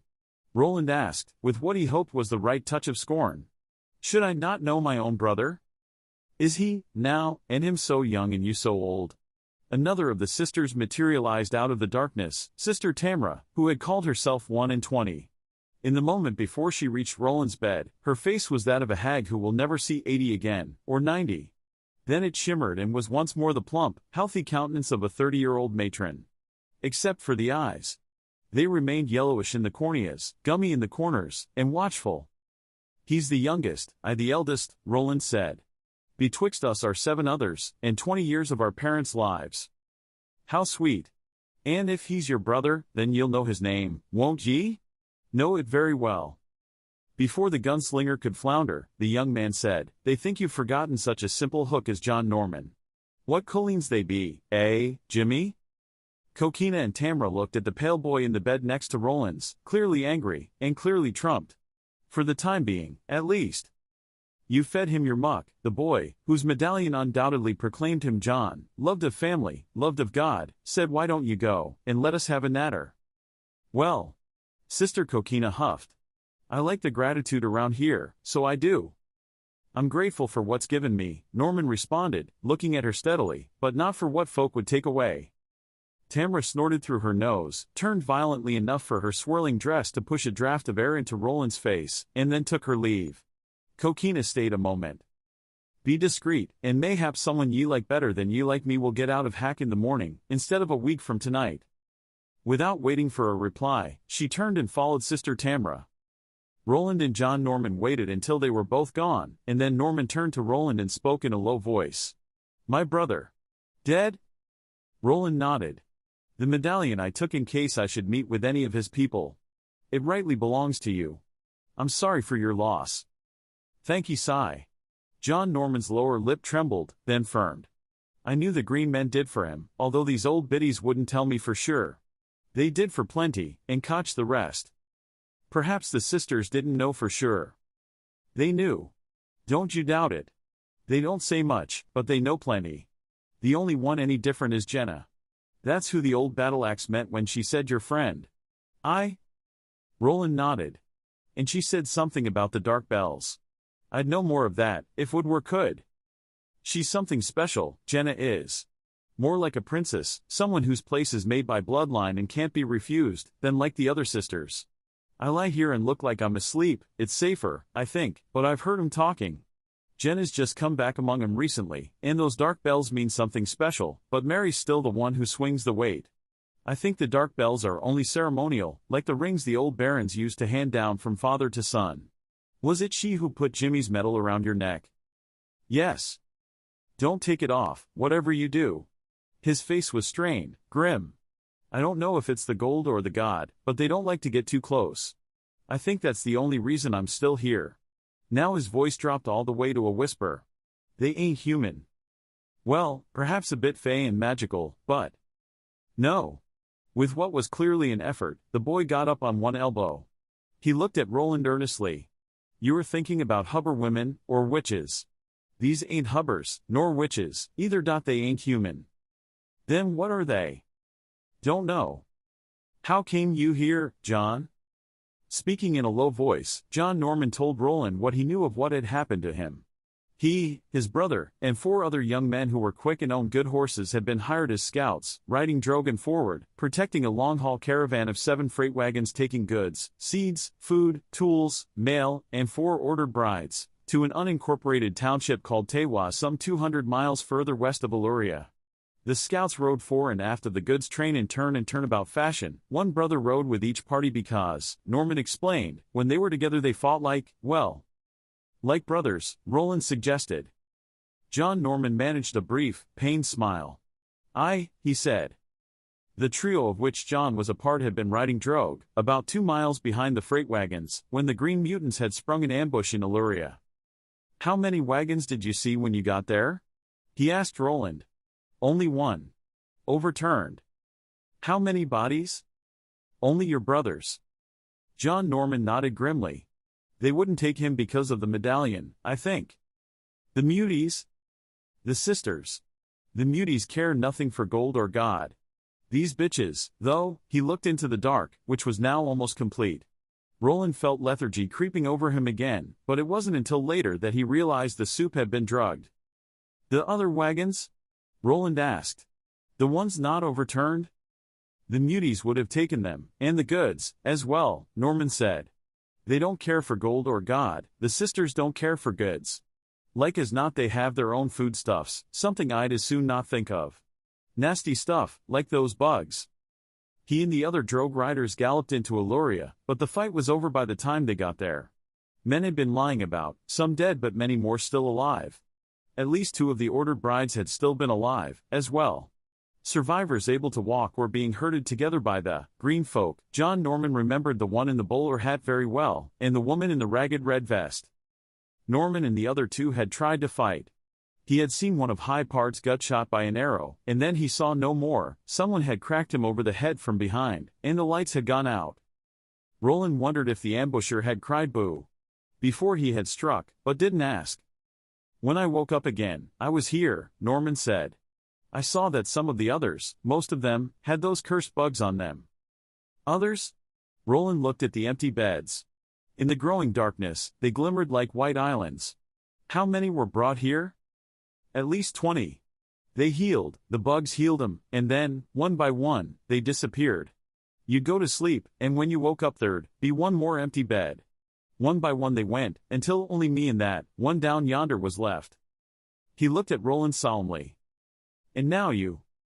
Norman, Roland's head was swimming. I reckon I know what's wrong with you, Norman said. He seemed to speak from far away, perhaps from all the way around the curve of the earth. It's the soup.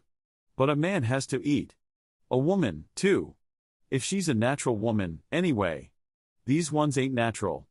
Even Sister Jenna's not natural. Nice don't mean natural. Further and further away. And she'll be like them in the end. Mark me well. Can't move. Saying even that required a huge effort. It was like moving boulders. No. Norman suddenly laughed. It was a shocking sound, and echoed in the growing blackness which filled Roland's head. It ain't just sleep medicine they put in their soup, it's can't-move medicine, too. There's nothing much wrong with me, brother, so why do you think I'm still here? Norman was now speaking not from around the curve of the earth but perhaps from the moon. He said, I don't think either of us is ever going to see the sun shining on a flat piece of ground again. You're wrong about that. Roland tried to reply, and more in that vein, as well, but nothing came out. He sailed around to the black side of the moon, losing all his words in the void he found there. Yet he never quite lost awareness of himself. Perhaps the dose of medicine in Sister Coquina's soup had been badly calculated, or perhaps it was just that they had never had a gunslinger to work their mischief on, and did not know they had one now. Except, of course, for Sister Jenna, she knew. At some point in the night, whispering, giggling voices and lightly chiming bells brought him back from the darkness where he had been biding, not quite asleep or unconscious. Around him, so constant he now barely heard it, were the singing doctors. Roland opened his eyes. He saw pale and chancy light dancing in the black air. The giggles and whispers were closer. Roland tried to turn his head and at first couldn't. He rested, gathered his will into a hard blue ball, and tried again.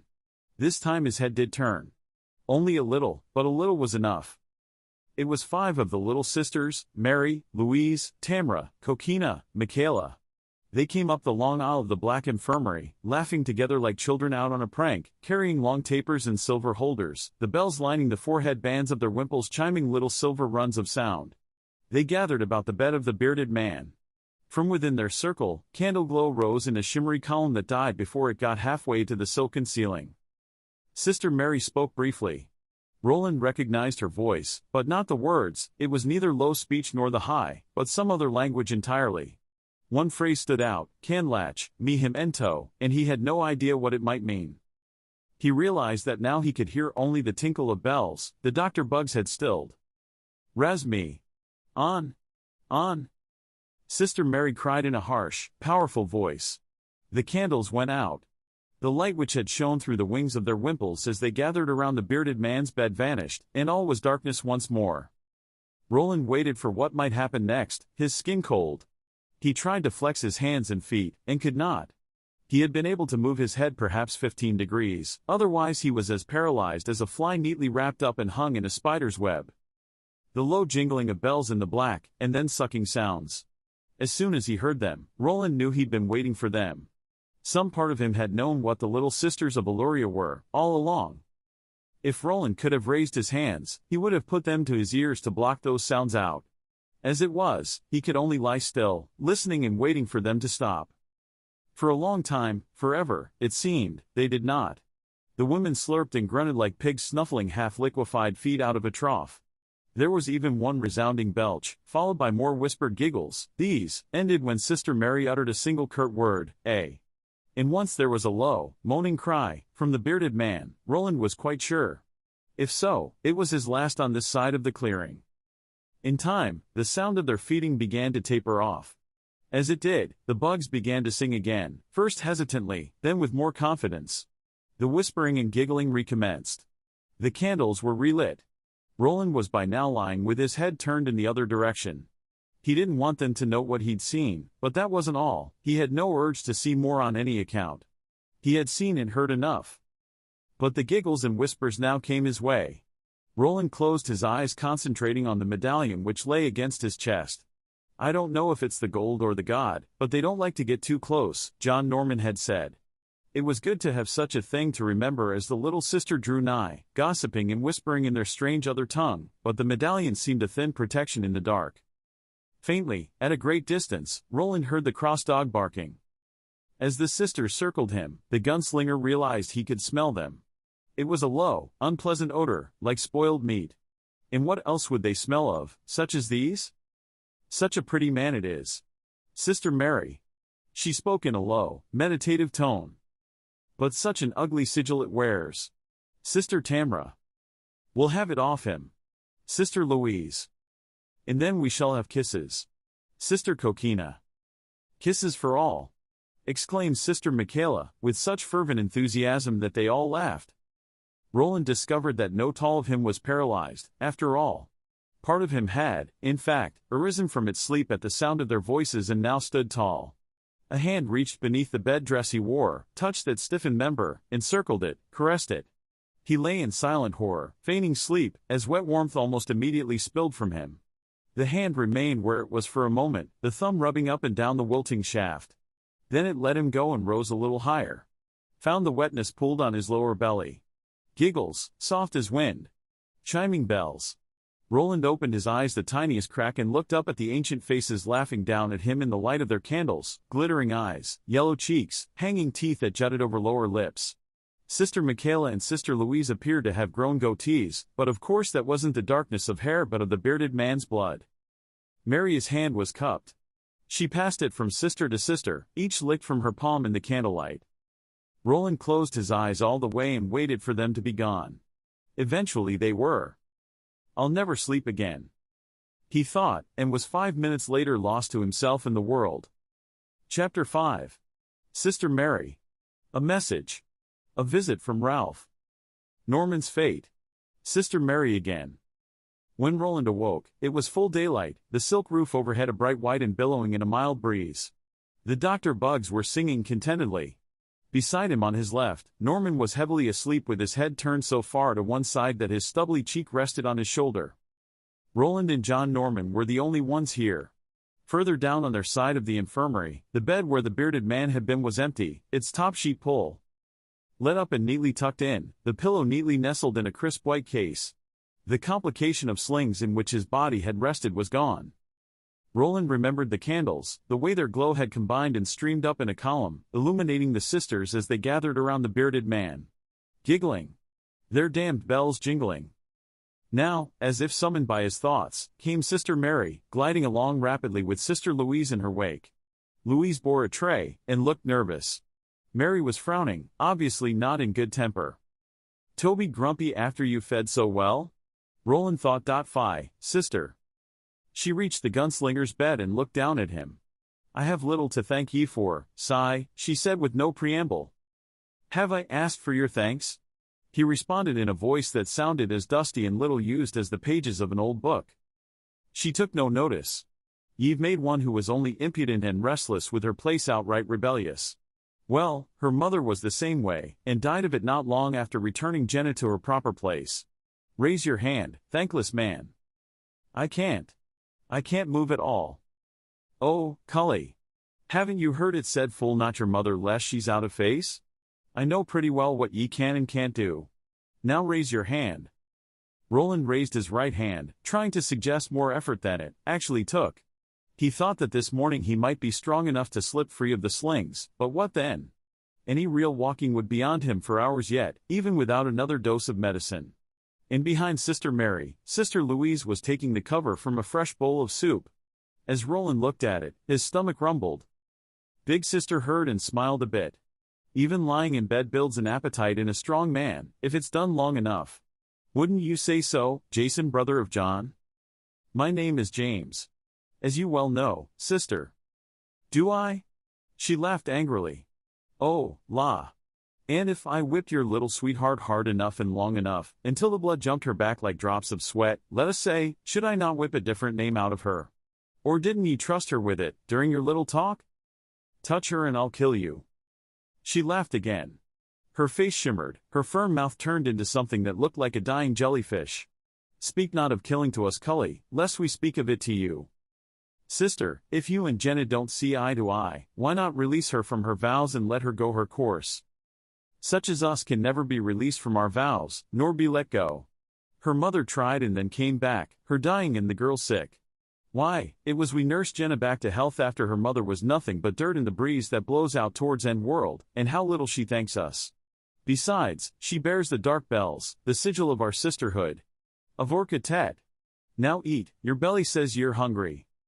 Sister Louise offered the bowl, but her eyes kept drifting to the shape the medallion made under the breast of his bed dress. Don't like it, do you? Roland thought, and then remembered Louise by candlelight, the freighter's blood on her chin, her ancient eyes eager as she leaned forward to lick his spend from Sister Mary's hand. He turned his head aside. I want nothing. But you're hungry. Louise protested. If he don't eat, James, how will he get his strength back? Send Jenna. I'll eat what she brings. Sister Mary's frown was black. You'll see her no more. She's been released from Thoughtful House only on her solemn promise to double her time of meditation, and to stay out of the infirmary.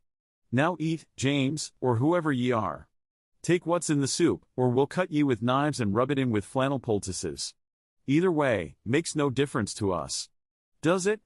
Louise. Nar, Louise said. She still held out the bowl. Steam rose from it, and the good smell of chicken.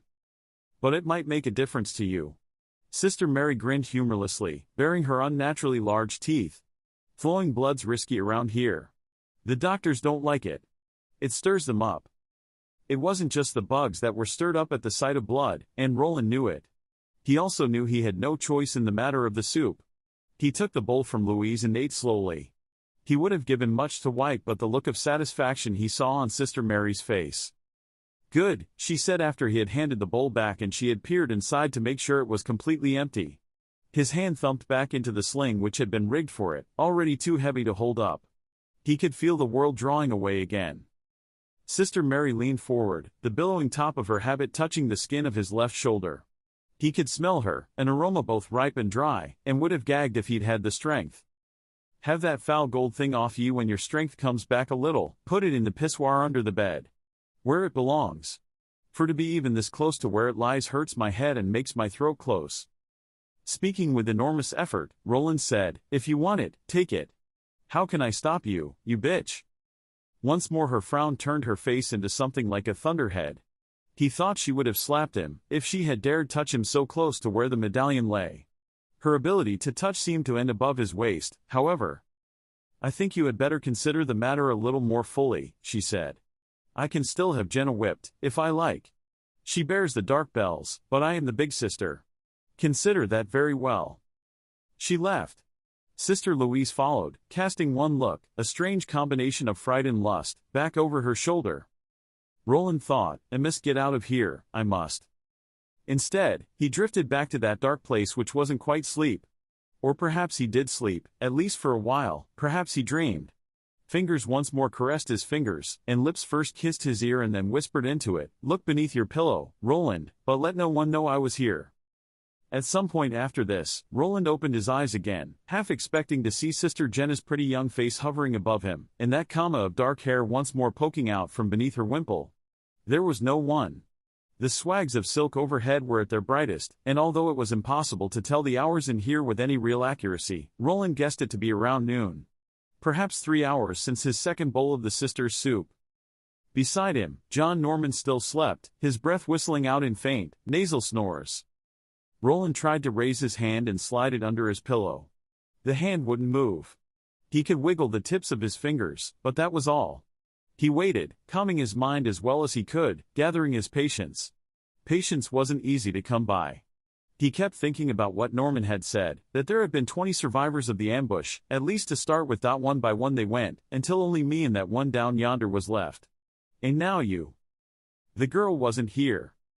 His mind spoke in the soft, regretful tone of Alan, one of his old friends, dead these many years now. She wouldn't dare, not with the others watching. That was only a dream you had. But Roland thought perhaps it had been more than a dream. Some length of time later, the slowly shifting brightness overhead made him believe it had been about an hour. Roland tried his hand again. This time he was able to get it beneath his pillow. This was puffy and soft, tucked snugly into the wide sling which supported the gunslinger's neck. At first he found nothing, but as his fingers worked their slow way deeper, they touched what felt like a stiffish bundle of thin rods. He paused, gathering a little more strength. Every movement was like swimming in glue, and then burrowed deeper. It felt like a dead bouquet. Wrapped around it was what felt like a ribbon.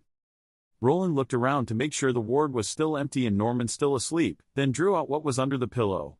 It was 6 brittle stems of fading green with brownish reed heads at the tops.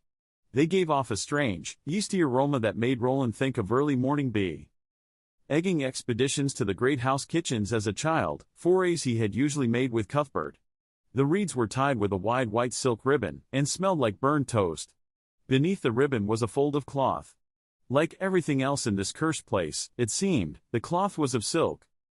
Roland was breathing hard and could feel drops of sweat on his brow. Still alone, though, good. He took the scrap of cloth and unfolded it. Printed painstakingly in blurred charcoal letters, was this message. Nibble heads. Once each hour. 2. Much, cramps or death. Tomorrow night. Can't be sooner. Be careful.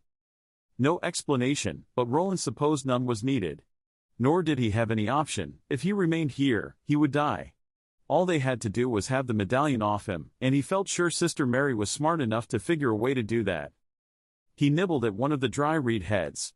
The taste was nothing like the toast they had begged from the kitchen as boys. It was bitter in his throat and hot in his stomach. Less than a minute after his nibble, his heart rate had doubled. His muscles awakened, but not in a pleasant way, as after good sleep, they felt first trembly and then hard, as if they were gathered into knots.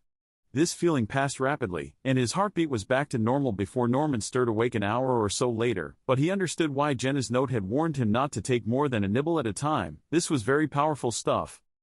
He slipped the bouquet of reeds back under the pillow, being careful to brush away the few crumbles of vegetable matter which had dropped to the sheet. Then he used the ball of his thumb to blur the painstaking charcoaled words on the bit of silk. When he was finished, there was nothing on the square but meaningless smudges. The square he also tucked back under his pillow. When Norman awoke, he and the gunslinger spoke briefly of the young scout's home. Delane, it was, sometimes known jestingly as Dragon's Lair, or Liar's Heaven. All tall tales were said to originate in Delane. The boy asked Roland to take his medallion and that of his brother home to their parents, if Roland was able, and explain as well as he could what had happened to James and John, sons of Jesse. "You'll do all that yourself," Roland said. "No." Norman tried to raise his hand, perhaps to scratch his nose, and was unable to do even that. The hand rose perhaps 6 inches, then fell back to the counterpane with a small thump. "I think not. It's a pity for us to have run up against each other this way. You know, I like you. And I you, John Norman. Would that we were better met. When not in the company of such fascinating ladies." He dropped off to sleep again soon after. Roland never spoke with him again, although he certainly heard from him. Yes. Roland was lying above his bed, shamming sleep, as John Norman screamed his last. Sister Michaela came with his evening soup just as Roland was getting past the shivering muscles and galloping heartbeat that resulted from his second nibble of brown reed. Michaela looked at his flushed face with some concern, but had to accept his assurances that he did not feel feverish. She couldn't bring herself to touch him and judge the heat of his skin for herself. The medallion held her away. With the soup was a popkin. The bread was leathery and the meat inside it tough, but Roland demolished it greedily, just the same. Michaela watched with a complacent smile, hands folded in front of her, nodding from time to time. When he had finished the soup, she took the bowl back from him carefully, making sure their fingers did not touch. "You're healing," she said. "Soon you'll be on your way, and we'll have just your memory to keep, Jim." "Is that true?" he asked quietly. She only looked at him, touched her tongue against her upper lip, giggled, and departed. Roland closed his eyes and lay back against high pillow, feeling lethargy steal over him again. Her speculative eyes, he peeping tongue. He had seen women look at roast chickens and joints of mutton that same way, calculating when they might be done. His body badly wanted to sleep, but Roland held on to wakefulness for what he judged was an hour, then worked one of the reeds out from under the pillow. With a fresh infusion of their can't-move medicine in his system, this took an enormous effort, and he wasn't sure he could have done it at all, had he not separated this one reed from the ribbon holding the others. Tomorrow night, Jenna's note had said. If that meant escape, the idea seemed preposterous. The way he felt now, he might be lying in this bed until the end of the age. He nibbled. Energy washed into his system, clenching his muscles and racing his heart, but the burst of vitality was gone almost as soon as it came, buried beneath the sister's stronger drug. He could only hope, and sleep. When he woke it was full dark, and he found he could move his arms and legs in their network of slings almost naturally. He slipped one of the reeds out from beneath his pillow and nibbled cautiously. She had left half a dozen, and the first two were now almost entirely consumed. The gunslinger put the stem back under the pillow, then began to shiver like a wet dog in a downpour. I took too much, he thought. I'll be lucky not to convulse. His heart, racing like a runaway engine. And then, to make matters worse, he saw candlelight at the far end of the aisle. A moment later he heard the rustle of their gowns and the whisk of their slippers. Gods, why now? They'll see me shaking, they'll know. Calling on every bit of his willpower and control, Roland dosed his eyes and concentrated on stilling his jerking limbs. If only he had been in bed instead of in these cursed slings, which seemed to tremble as if with their own ague at every movement. The little sisters drew closer. The light of their candles bloomed red within his closed eyelids. Tonight they were not giggling, nor whispering amongst themselves. It was not until they were almost on top of him that Roland became aware of the stranger in their midst, a creature that breathed through its nose in great, slobbery gasps of mixed air and snot. The gunslinger lay with his eyes closed, the gross twitches and jumps of his arms and legs under control, but with his muscles still knotted arid crampy, thrumming beneath the skin. Anyone who looked at him closely would see at once that something was wrong with him. His heart was larruping away like a horse under the whip, surely they must see. But it wasn't him they were looking at, not yet, at least. Have it off him, Mary said. She spoke in a bastardized version of the low speech Roland could barely understand. Then t'other on. Go on, Ralph. Use his wick sky? The slobberer asked, his dialect even heavier than Mary's. Use his baccy? Yes, yes, plenty whiskey and plenty smoke, but not until you have these wretched things off. Impatient. Perhaps afraid, as well. Roland cautiously rolled his head to the left and cracked his eyelids open. 5 of the 6 little sisters of Eluria were clustered around the far side of the sleeping John Norman's bed, their candles raised to cast their light upon him. It also cast light upon their own faces, faces which would have given the strongest man nightmares. Now, in the ditch of the night, their glamours were set aside, and they were but ancient corpses in voluminous habits. Sister Mary had one of Roland's guns in her hand. Looking at her holding it, Roland felt a bright flash of hate for her, and promised himself she would pay for her temerity. The thing standing at the foot of the bed, strange as it was, looked almost normal in comparison to the sisters. It was one of the green folk. Roland recognized Ralph at once. He would be a long time forgetting that bowler hat. Now Ralph walked slowly around to the side of Norman's bed closest to Roland, momentarily blocking the gunslinger's view of the sisters. The mutie went all the way to Norman's head, however, clearing the hag's to Roland's slitted view once more. Norman's medallion lay exposed. The boy had perhaps wakened enough to take it out of his bed dress, hoping it would protect him better so. Ralph picked it up in his melted tallow hand. The sister watched eagerly in the glow of their candles as the green man stretched to the end of its chain. And then put it down again. Their faces droop in disappointment. Don't care for such as that, Ralph said in his clouded voice. Want wick sky? Want baccy? You shall have it, Sister Mary said. Enough for you and all you verminous clan. But first, you must have that horrid thing off him. Both of them. Do you understand? And you shan't tease us. Or what? Ralph asked. He laughed. It was a choked and gargly sound, the laughter of a man dying from some evil sickness of the throat and lungs, but Roland still liked it better than the giggles of the sisters. Or what, Sister Mary, you'll drink my bluid? My bluid drop a dead where he stand, and glowing in the dark. Mary raised the gunslinger's revolver and pointed it at Ralph. Take that wretcha. D thing, or you die where you stand. And die after I've done what you want, likely. Sister Mary said nothing to that. The others peered at him with their black eyes. Ralph lowered his head, appearing to think. Roland suspected high friend Bowler hat could think, too. Sister Mary and her cohorts might not believe that, but Ralph had to be tricked to have survived as long as he had. But of course when he came here, he hadn't considered Roland's guns. Smasher was wrong to give them shooters to you, he said at last. Give him and not tell me. Did yous give him wick sky? Give him baccy? That's none of yours, Sister Mary replied. You have that gold piece off the boy's neck right now, or I'll put one of yonder man's bullets in what's left of your brain. All right, Ralph said. Just as you wish, sigh. Once more he reached down and took the gold medallion in his melted fist. That he did slow. What happened after, happened fast. He snatched it away, breaking the chain and flinging the gold heedlessly into the dark. With his other hand he reached down, sank his long and ragged nails into John Norman's neck, and tore it open. Blood flew from the hapless boy's throat in a jetting, heart-driven gush more black than red in the candlelight, and he made a single bubbly cry. The women screamed, but not in horror. They screamed as women do in a frenzy of excitement. The green man was forgotten, Roland was forgotten, all was forgotten save the life's blood pouring out of John Norman's throat. They dropped their candles. Mary dropped Roland's revolver in the same hapless, careless fashion. The last the gunslinger saw as Ralph darted away into the shadows, whiskey and tobacco another time, wily Ralph must have thought, tonight he had best concentrate on saving his own life, was the sisters bending forward to catch as much of the flow as they could before it dried up. Roland lay in the dark, muscles shivering, heart pounding, listening to the harpies as they fed on the boy lying in the bed next to his own.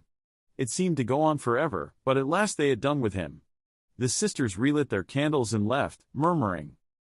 When the drug in the soup once more got the better of the drug in the reeds, Roland was grateful, yet for the first time since coming here, his sleep was haunted. In his dream he stood looking down at the bloated body in the town trough, thinking of a line in the book marked Registry of Misdeeds and Redress Green Folk Sent Hence. It had read, and perhaps the green folk had been sent hence, but then a worse tribe had come. The Little Sisters of Eluria, they called themselves. And a year hence, they might be the Little Sisters of Tewaz, or of Canberra, or some other far western village. They came with their bells and their bugs, from where? Who knew? Did it matter? A shadow fell beside his on the scummy water of the trough. Roland tried to turn and face it. He couldn't, he was frozen in place.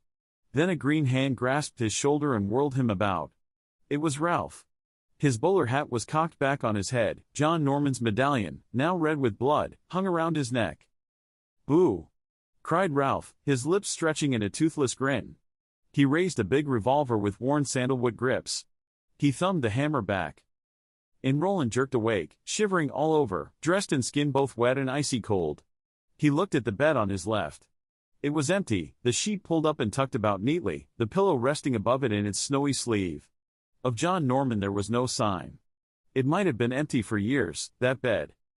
Roland was alone now. God's help him, he was the last patient of the Little Sisters of Eluria, those sweet and patient hospitallers.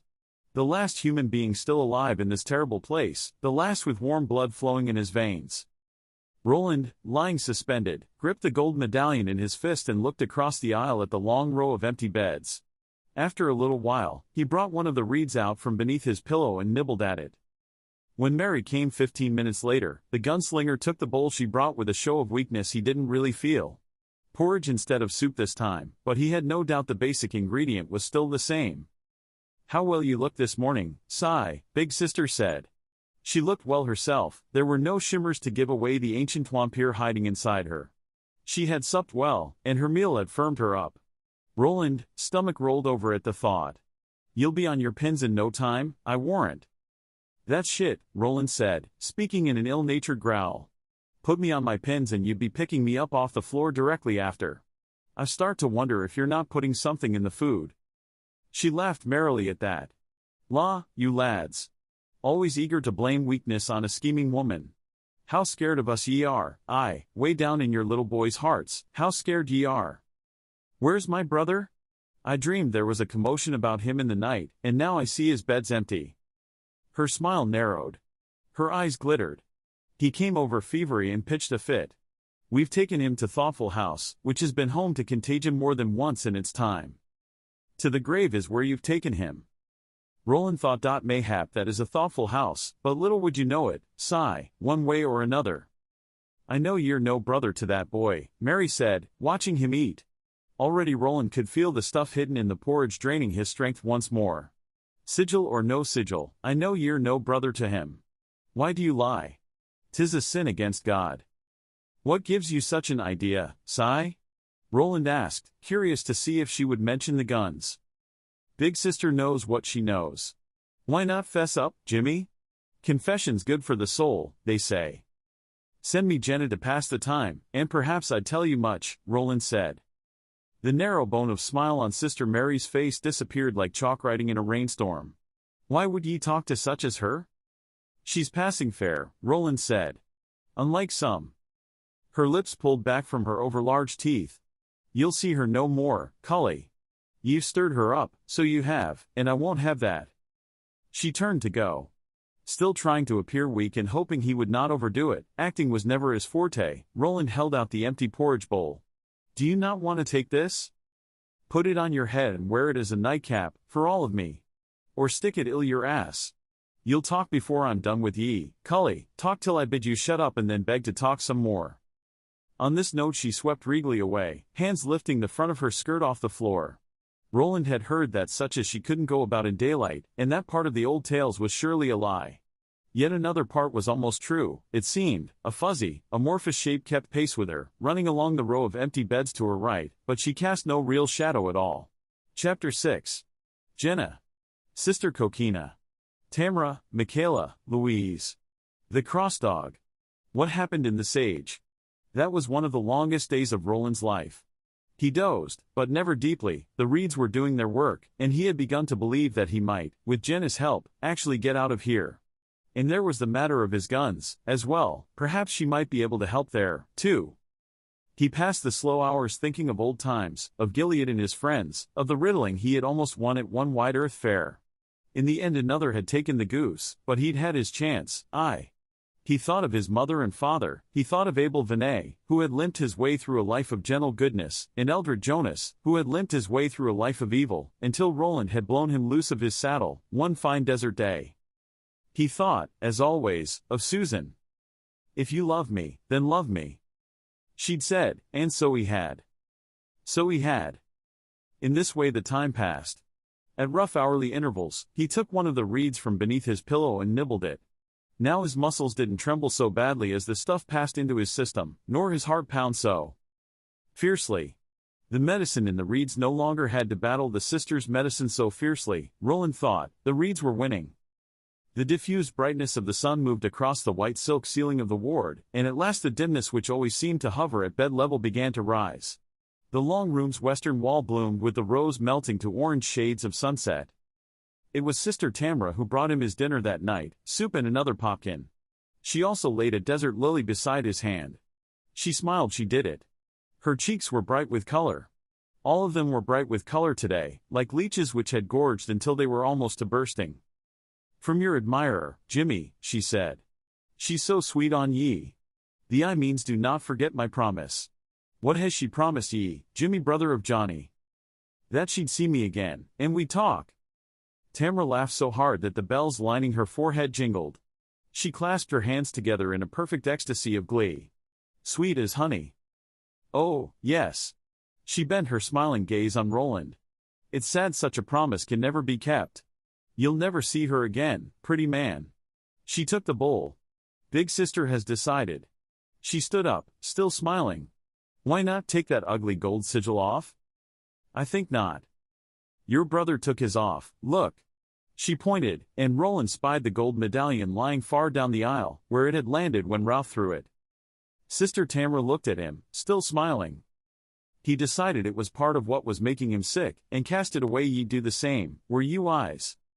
Roland repeated, I think not. So, she said dismissively, and left him alone with the empty beds glimmering in the thickening shadows. Roland hung on, in spite of growing sleepiness, until the hot colors bleeding across the infirmary's western wall had cooled to ashes.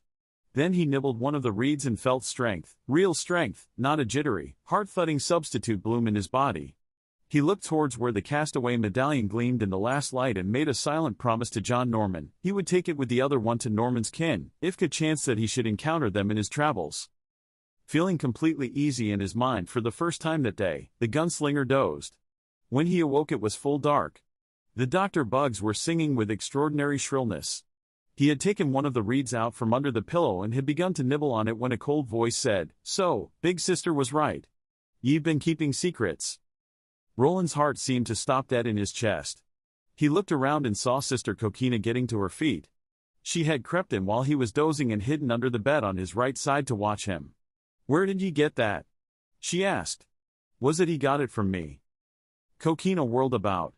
Jenna was walking down the aisle towards them. Her habit was gone. She still wore her wimple with its forehead fringe of bells, but its hem rested on the shoulders of a simple checkered shirt. Below this she wore jeans and scuffed desert boots. She had something in her hands. It was too dark for Roland to be sure, but he thought. You, Sister Coquina whispered with infinite hate. When I tell Big Sister. You'll tell no one anything, Roland said.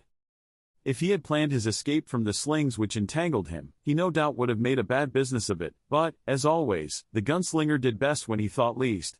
His arms were free in a moment, so was his left leg. His right caught at the ankle, however, twisting, hanging him up with his shoulders on the bed and his leg in the air. Coquina turned on him, hissing like a cat. Her lips pulled back from teeth that were needle-sharp. She rushed at him, her fingers splayed. The nails at the ends of them looked sharp and ragged. Roland clasped the medallion and shoved it out towards her. She recoiled from it, still hissing, and whirled back to Sister Jenna in a flare of white skirt. I'll do for ye, ye interfering trull, she cried in a low, harsh voice. Roland struggled to free his leg and couldn't. It was firmly caught, the shitting sling actually wrapped around the ankle somehow, like a noose. Jenna raised her hands, and he saw he had been right. It was his revolver she had brought, holstered and hanging from the 2 old gun belts he had worn out of Gilead after the last burning. Shoot her, Jenna. Shoot her. Instead, still holding the holstered guns up, Jenna shook her head as she had on the day when Roland had persuaded her to push back her wimple so he could see her hair. The bells rang with a sharpness that seemed to go into the gunslinger's head like a spike. The dark bells. The sigil of their Quartet. What? The sound of the Dr. Bugs rose to a shrill, reedy scream that was eerily like the sound of the bells Jenna wore. Nothing sweet about them now. Sister Coquina's hands faltered on their way to Jenna's throat. Jenna herself had not so much as flinched or blinked her eyes. No, Coquina whispered. You can't. I have. Jenna said, and Roland saw the bugs. Descending from the legs of the bearded man, he'd observed a battalion. What he saw coming from the shadows now was an army to end all armies. Had they been men instead of insects, there might have been more than all the men who had ever carried arms in the long and bloody history of world. Yet the sight of them advancing down the boards of the aisle was what Roland would always remember, nor what would haunt his dream for a year or more. It was the way they coated Thebes. These were turning black 2 by 2 on both sides of the aisle, like pairs of dim rectangular lights going out. Coquina shrieked and began to shake her own head, to ring her bells. The sound they made was thin and pointless compared to the sharp ringing of the dark bells. Still the bugs marched on, darkening the floor, blacking out the bee. Jenna darted past the shrieking Sister Coquina, dropped Roland's beside him, then yanked the twisted sling straight with one hard P. Roland slid his leg free. Come, she said. I've started them, but staying them could be a different thing. Now Sister Coquina's shrieks were not of horror but of pain. The bugs had found her. Don't look, Jenna said, helping Roland to his feet. He thought that never in his life had he been so glad to be upon them. Come. When you be quick, she'll rouse the others. I've put your boots and clothes aside the path that leads away from here. I carried as much as I could. How ye? Are ye strong? Thanks to you. How long he would stay strong Roland didn't know. And right now it wasn't a question that mattered. He saw Jenna snatch up 2 of the reeds. In his struggle to escape the slings, they had scattered all over the head of the bed, and then they were hurrying up the aisle, away from the bugs and from Sister Coquina, whose cries were now failing. Roland buckled on his guns and tied them down without breaking stride. They passed only 3 beds on each side before reaching the flap of the tent, and it was a tent, he saw, not a vast pavilion.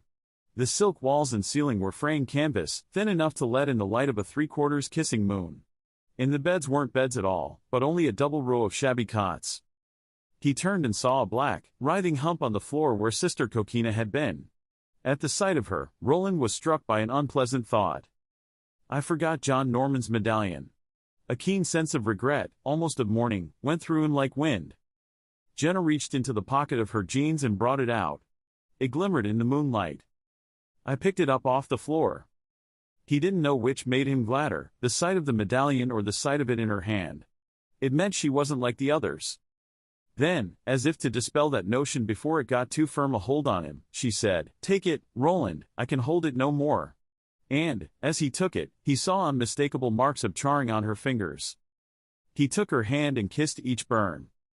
"Thank ye, sigh," she said, and he saw she was crying. "Thank ye, dear. To be kissed so is lovely, worth every pain. Now." Roland saw her eyes shift, and followed them. Here were bobbing lights descending a rocky path. Beyond them he saw the building where the little sisters had been living, not a convent but a ruined hacienda that looked 1,000 years old. There were 3 candles. As they drew closer, Roland saw that there were only 3 sisters. Mary wasn't among them. He drew his guns. "Ooh, it's a gunslinger man he is. Louise. A scary man. Michaela. And he's found his lady love as well as his shooters. Tamra. His slut whore. Louise." Laughing angrily. "Not afraid, at least, not office weapons." "Put them away," Jenna told him, and when she looked, saw that he already had. The others, meanwhile, had drawn closer. "Ooh, see," she cries. "Tamra. Doffed her habit, she has. Michaela. Perhaps it's her broken vow she cries for. Why such tears, pretty? Louise." "Because he kissed my fingers where they were burned," Jenna said. "I've never been kissed before. It made me cry. Ooh. Greater than. Lovely. Next he'll stick his thing in her. Even love liar." Jenna bore their japes with no sign of anger. When they were done, she said, "I'm going with him. Stand aside." They gaped at her, counterfeit laughter disappearing in shock. "No." Louise whispered. "Are ye mad? Ye know what'll happen." "No, and neither do you," Jenna said. "Besides, I care not." She half turned and held her hand out to the mouth of the ancient hospital tent. It was a faded olive drab in the moonlight, with an old red cross drawn on its roof. Roland wondered how many towns the sisters had been to with this tent, which was so small and plain on the outside, so huge and gloriously on the inside. How many towns and over how many years? Now, cramming the mouth of it in a black, shiny tongue, were Dr. Bugs. They had stopped their singing. Their silence was somehow terrible. "Stand aside or I'll have them on ye," Jenna said. "Ye never would." Sister Michaela cried in a low, horrified voice. I've already set them on Sister Coquina. She's a part of the medicine, now." Their gasp was like cold wind passing through dead trees. Nor was all that dismay directed towards their own precious hides. What Jenna H. done was clearly far outside their reckoning. "Then you're damned," Sister Tamra said. "Such ones to speak of damnation. Stand aside." They did. Roland walked past them and they shrank away from him. But they shrank from her more. "Damned?" he asked after they had skirted the AC and reached the path beyond it. The kissing moon glimmered above a tumbled scree of rocks, and its light Roland could see a small black opening low on the scarp. Guessed it was the cave the sisters called Thoughtful House. What did they mean, damned? Never mind. All we have to worry about now is Sister Mary. I like not that we haven't seen her. She tried to walk faster, but he grasped her arm and turned her about. He could still hear the singing of the bugs, but faintly. They were leaving the place of the sisters behind. Eluria, too, if the compass in his head was still working, he thought the town was in the other direction. The husk of the town, he amended. Tell me what they meant.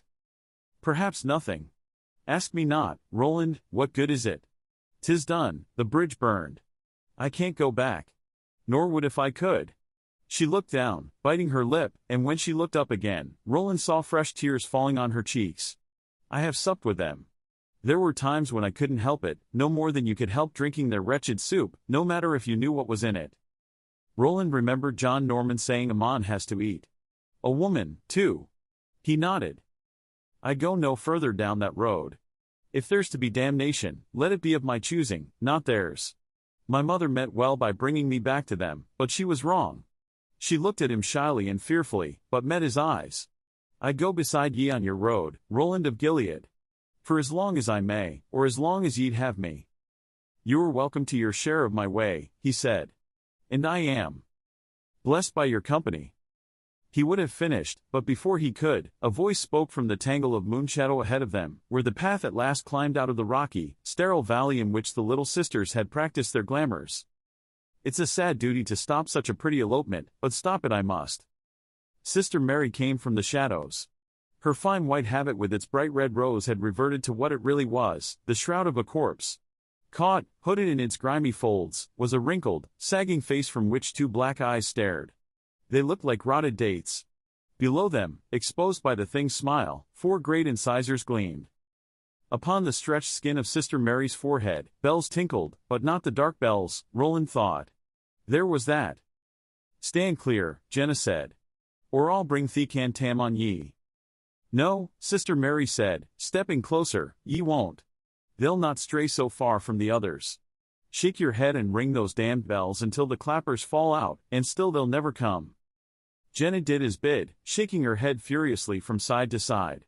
The dark bells rang piercingly, but without that extra, almost psychic tone quality that had gone through Roland's head like a spike. And the Dr. Bugs. What Jenna had called the cantam, did not come. Smiling ever more broadly, Roland had an idea Mary herself hadn't been completely sure they wouldn't come until the experiment was made. The corpse woman closed in on them, seeming to float above the ground. Her eyes flicked towards him. And put that away, she said.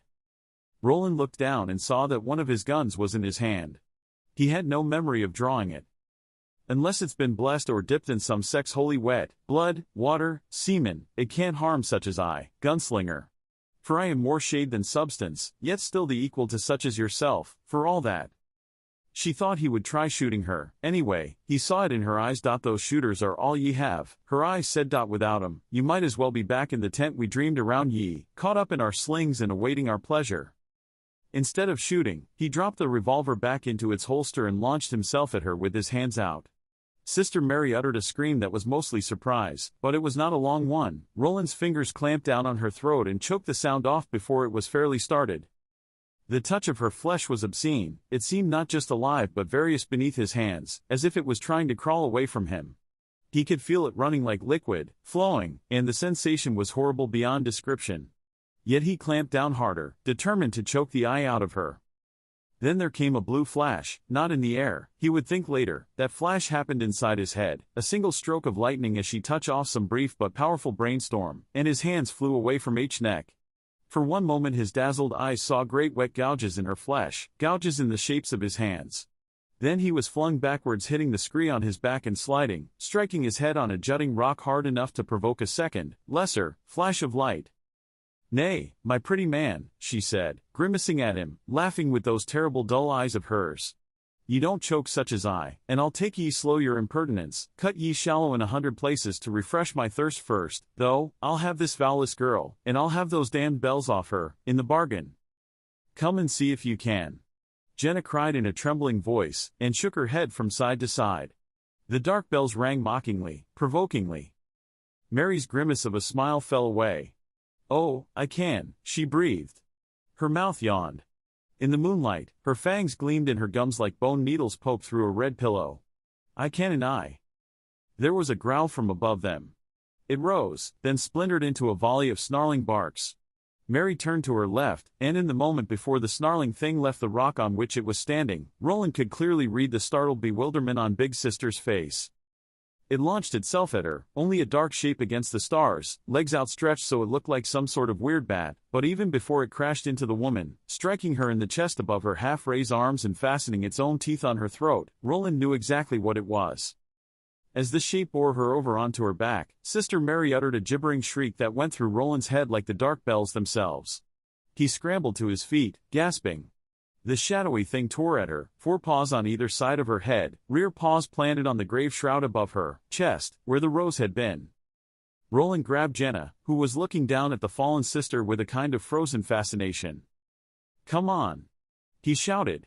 Before it decides it wants a bite of you, too. The dog took no notice of them as Roland pulled Jenna past. It had torn Sister Mary's head mostly off. Her flesh seemed to be changing, somehow, decomposing, very likely, but whatever was happening, Roland did not want to see it. He didn't want Jenna to see it, either. They half walked, half ran to the top of the ridge, and when they got their paws for breath in the moonlight, heads down, hands linked, both of them gasping harshly. The growling and snarling below them had faded, but was still faintly audible when Sister Jenna raised her head and asked him, "What was it?" "You know, I saw it in your face." "And how could it attack her? We all have power over animals, but she has had the most." Not over that one. Roland found himself recalling the unfortunate boy in the next bed. Norman hadn't known why the medallions kept the sisters at arm's length, whether it was the gold or the god. Now Roland knew the answer. It was a dog. Just a town dog. I saw it in the square, before the green folk knocked me out and took me to the sisters. I suppose the other animals that could run away did run away, but not that one. It had nothing to fear from the little sisters of Eluria, and somehow it knew it didn't. It bears the sign of the Jesus man on its chest. Black fur on white. Just an accident of its birth, I imagine. In any case, it's done for her now. I knew it was lurking around. I heard it barking 2 or 3 times. Why? Jenna whispered. Why would it come? Why would it stay? And why would it take on her as it did? Roland of Gilead responded as he ever had and ever would when such useless, mystifying questions were raised. Kansas, come on. Let's get as far as we can from this place before we hide up for the day. As far as they could turned out to be 8 miles at most, and probably, Roland thought as the two of them sank down in a patch of sweet-smelling sage beneath an overhang of rock, a good deal less. 5, perhaps. It was him slowing them down, or rather, it was the residue of the poison in the soup. When it was clear to him that he could not go farther without help, he asked her for one of the reeds. She refused, saying that the stuff in it might combine with the unaccustomed exercise to burst his heart. Besides, she said as they lay back against the embankment of the little nook they had found, they'll not follow. Those that are left, Michaela, Louise, Tamra, will be packing up to move on. They know to leave when the time comes. That's why the sisters have survived as long as they have. As we have. We're strong in some ways, but weak in many more. Sister. Mary forgot that. It was her arrogance that did for her as much as the cross dog, I think. She had cached not just his boots and clothes beyond the top of the ridge, but the smaller of his 2 purses, as well. When she tried to apologize for not bringing his bedroll and the larger purse, she tried, she said, but they were simply too heavy. Roland hushed her with a finger to her lips. He thought it a miracle to have as much as he did. And besides, this he did not say, but perhaps she knew it. Anyway, the guns were the only things which really mattered. The guns of his father, and his father before him, all the way back to the days of Arthur Eld when dreams about dragons had still walked the earth. Will you be all right? He asked her as they settled down. The moon had set, but dawn was still at least 3 hours away. They were surrounded the sweet smell of the sage. A purple smell, he thought it then, and ever after. Already he could feel it forming a kind of magic carpet under him, which would soon float him away to sleep. He thought he had never been so tired. Roland, I know not. But even then, he thought she had known. Her mother had brought her back once, no mother would bring her back again. And she had eaten with the others, had taken the communion of the sisters. Ka was a wheel, it was also a net from which none ever escaped. But then he was too tired to think much of such things, and what good would thinking have done, in any case? As she had said, the bridge was burned. Even if they were to return to the valley, Roland guessed they would find nothing but the cave the sisters had called Thoughtful House. The surviving sisters would have packed their tent of bad dreams and moved on, just a sound of bells and singing insects moving down the late night breeze. He looked at her, raised a hand, it felt heavy, and touched the curl which once more lay across her forehead. Jenna laughed, embarrassed. That one always escapes. It's wayward like its mistress. She raised her hand to poke it back in, but Roland took her fingers before she could. It's beautiful, he said. Black as night and as beautiful as forever. He sat up, it took an effort, weariness dragged at his body like soft hands. He kissed the curl. She closed her eyes and sighed. He felt her trembling beneath his lips. The skin of her brow was very cool, the dark curve of the wayward curl like silk. Push back your wimple, as you did before, he said. She did it without speaking. For a moment he only looked at her. Jenna looked back gravely, her eyes never leaving his. He ran his hands through her hair, feeling its smooth weight, like rain, he thought, rain with weight, then took her shoulders and kissed each of her cheeks. He drew back for a moment. Would ye kiss me as a man does a woman, Roland? On my mouth. And, as he had thought of doing as he lay caught in the silken infirmary tent, he kissed her lips. She kissed back with the clumsy sweetness of one who has never kissed before, except perhaps in dreams. Roland thought to make love to her then, it had been long, and she was beautiful, but he fell asleep instead, still kissing her. He dreamed of the cross dog, barking its way across a great open landscape. He followed, wanting to see the source of its agitation, and soon he did. At the far edge of that plain stood the dark tower, its smoky stone outlined by the dull orange ball of a setting sun, its fearful windows rising in a spiral. The dog stopped at the sight of it and began to howl. Bells, peculiarly shrill and as terrible as doom, began to ring. Dark bells, he knew, but their tone was as bright as silver. At their sound, the dark windows of the tower glowed with a deadly red light, the red of poisoned roses. A scream of unbearable pain rose in the night. The dream blew away in an instant, but the scream remained, now unraveling to a moan. That part was real as the tower, brooding in its place at the very end of End-World. Roland came back to the brightness of dawn and the soft purple smell of desert sage. He had drawn both his guns, and was on his feet before he had fully realized he was awake. Jenna was gone. Her boots lay empty beside his purse. A little distance from them, her jeans lay as flat as discarded snakeskins. Above them was her shirt. It was, Roland observed with wonder, still tucked into the pants. Beyond them was her empty wimple, with its fringe of bells lying on the powdery ground. He thought for a moment that they were ringing, mistaking the sound he heard at first. Not bells but bugs. The doctor bugs. They sang in the sage, sounding a bit like crickets, but far sweeter. Jenna? No answer, unless the bugs answered. For their singing suddenly stopped. Jenna? Nothing. Only the wind and the smell of the sage. Without thinking about what he was doing, like play acting, reason thought was not his strong suit, he bent, picked up the wimple, and shook it. The dark bells rang. For a moment there was nothing. Then 1,000 small dark creatures came scurrying out of the sage, gathering on the broken earth.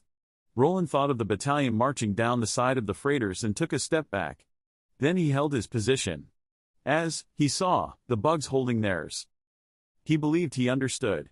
Some of this understanding came from his memory of how Sister Mary's flesh had felt under his hands. How it had felt various, not one thing but many. Part of it was what she had said, I have supped with them. Such as them might never die but they might change. The insects trembled, a dark cloud of them blotting out the white powdery earth. Roland shook the bells again. A shiver ran through them in a subtle wave, and then they began to form a shape. They hesitated as if unsure of how to go on, regrouped, began again. What they eventually made on the whiteness of the sand there between the blowing fluffs of lilac-colored sage was one of great letters, the letter C. Except it wasn't really a letter, the gunslinger saw, it was a curl. They began to sing, and to Roland it sounded as if they were singing his name. The bells fell from his unnerved hand, and when they struck ground and chimed there, the mass of bugs broke apart, running every direction. He thought of calling them back, ringing the bell again might do that, but to what purpose? To what end? Ask me not, Roland. 'Tis done, the bridge burned. Yet she had come to him one last time, imposing her will over 1,000 various parts that should have lost the ability to think when the whole lost its cohesion, and yet she had thought, somehow enough to make that shape. How much effort might that have taken? They fanned wider and wider, some disappearing into the sage, some trundling up the sides of rock overhang, pouring into the cracks where they would, mayhap, wait out the heat of the day. They were gone. She was gone. Roland sat down on the ground and put his hands over his face. He thought he might weep, but in time the urge passed, when he set his head again. His eyes were as dry as the desert he would eventually come to, still following the trail of Walter, the man in black. If there's to be damnation, she had said, let it be of my choosing, not theirs. He knew a little about damnation himself, and he had an idea that the lessons, far from being done, were just beginning. She had brought him the purse with his tobacco in it. He rolled a cigarette and smoked it hunkered over his knees. He smoked it down to a glowing roach, looking at her empty clothes the while, remembering the steady gaze of her dark eyes. Remembering the scorch marks on her fingers from the chain of the medallion. Yet she had picked it up, because she had known he would want it, had dared that pain, and Roland now wore both around his neck. When the sun was fully up, the gunslinger moved on west. He would find another horse eventually, or a mule, but for now he was content to walk. All that day he was haunted by a ringing, singing sound in his ears, like bells. Several times he stopped and looked around, sure he would see a dark following shape flowing over the ground, chasing after as the shadows of our best and worst memories chase after, but no shape was ever there. He was alone in the low hill country west of Eluria. Quite alone.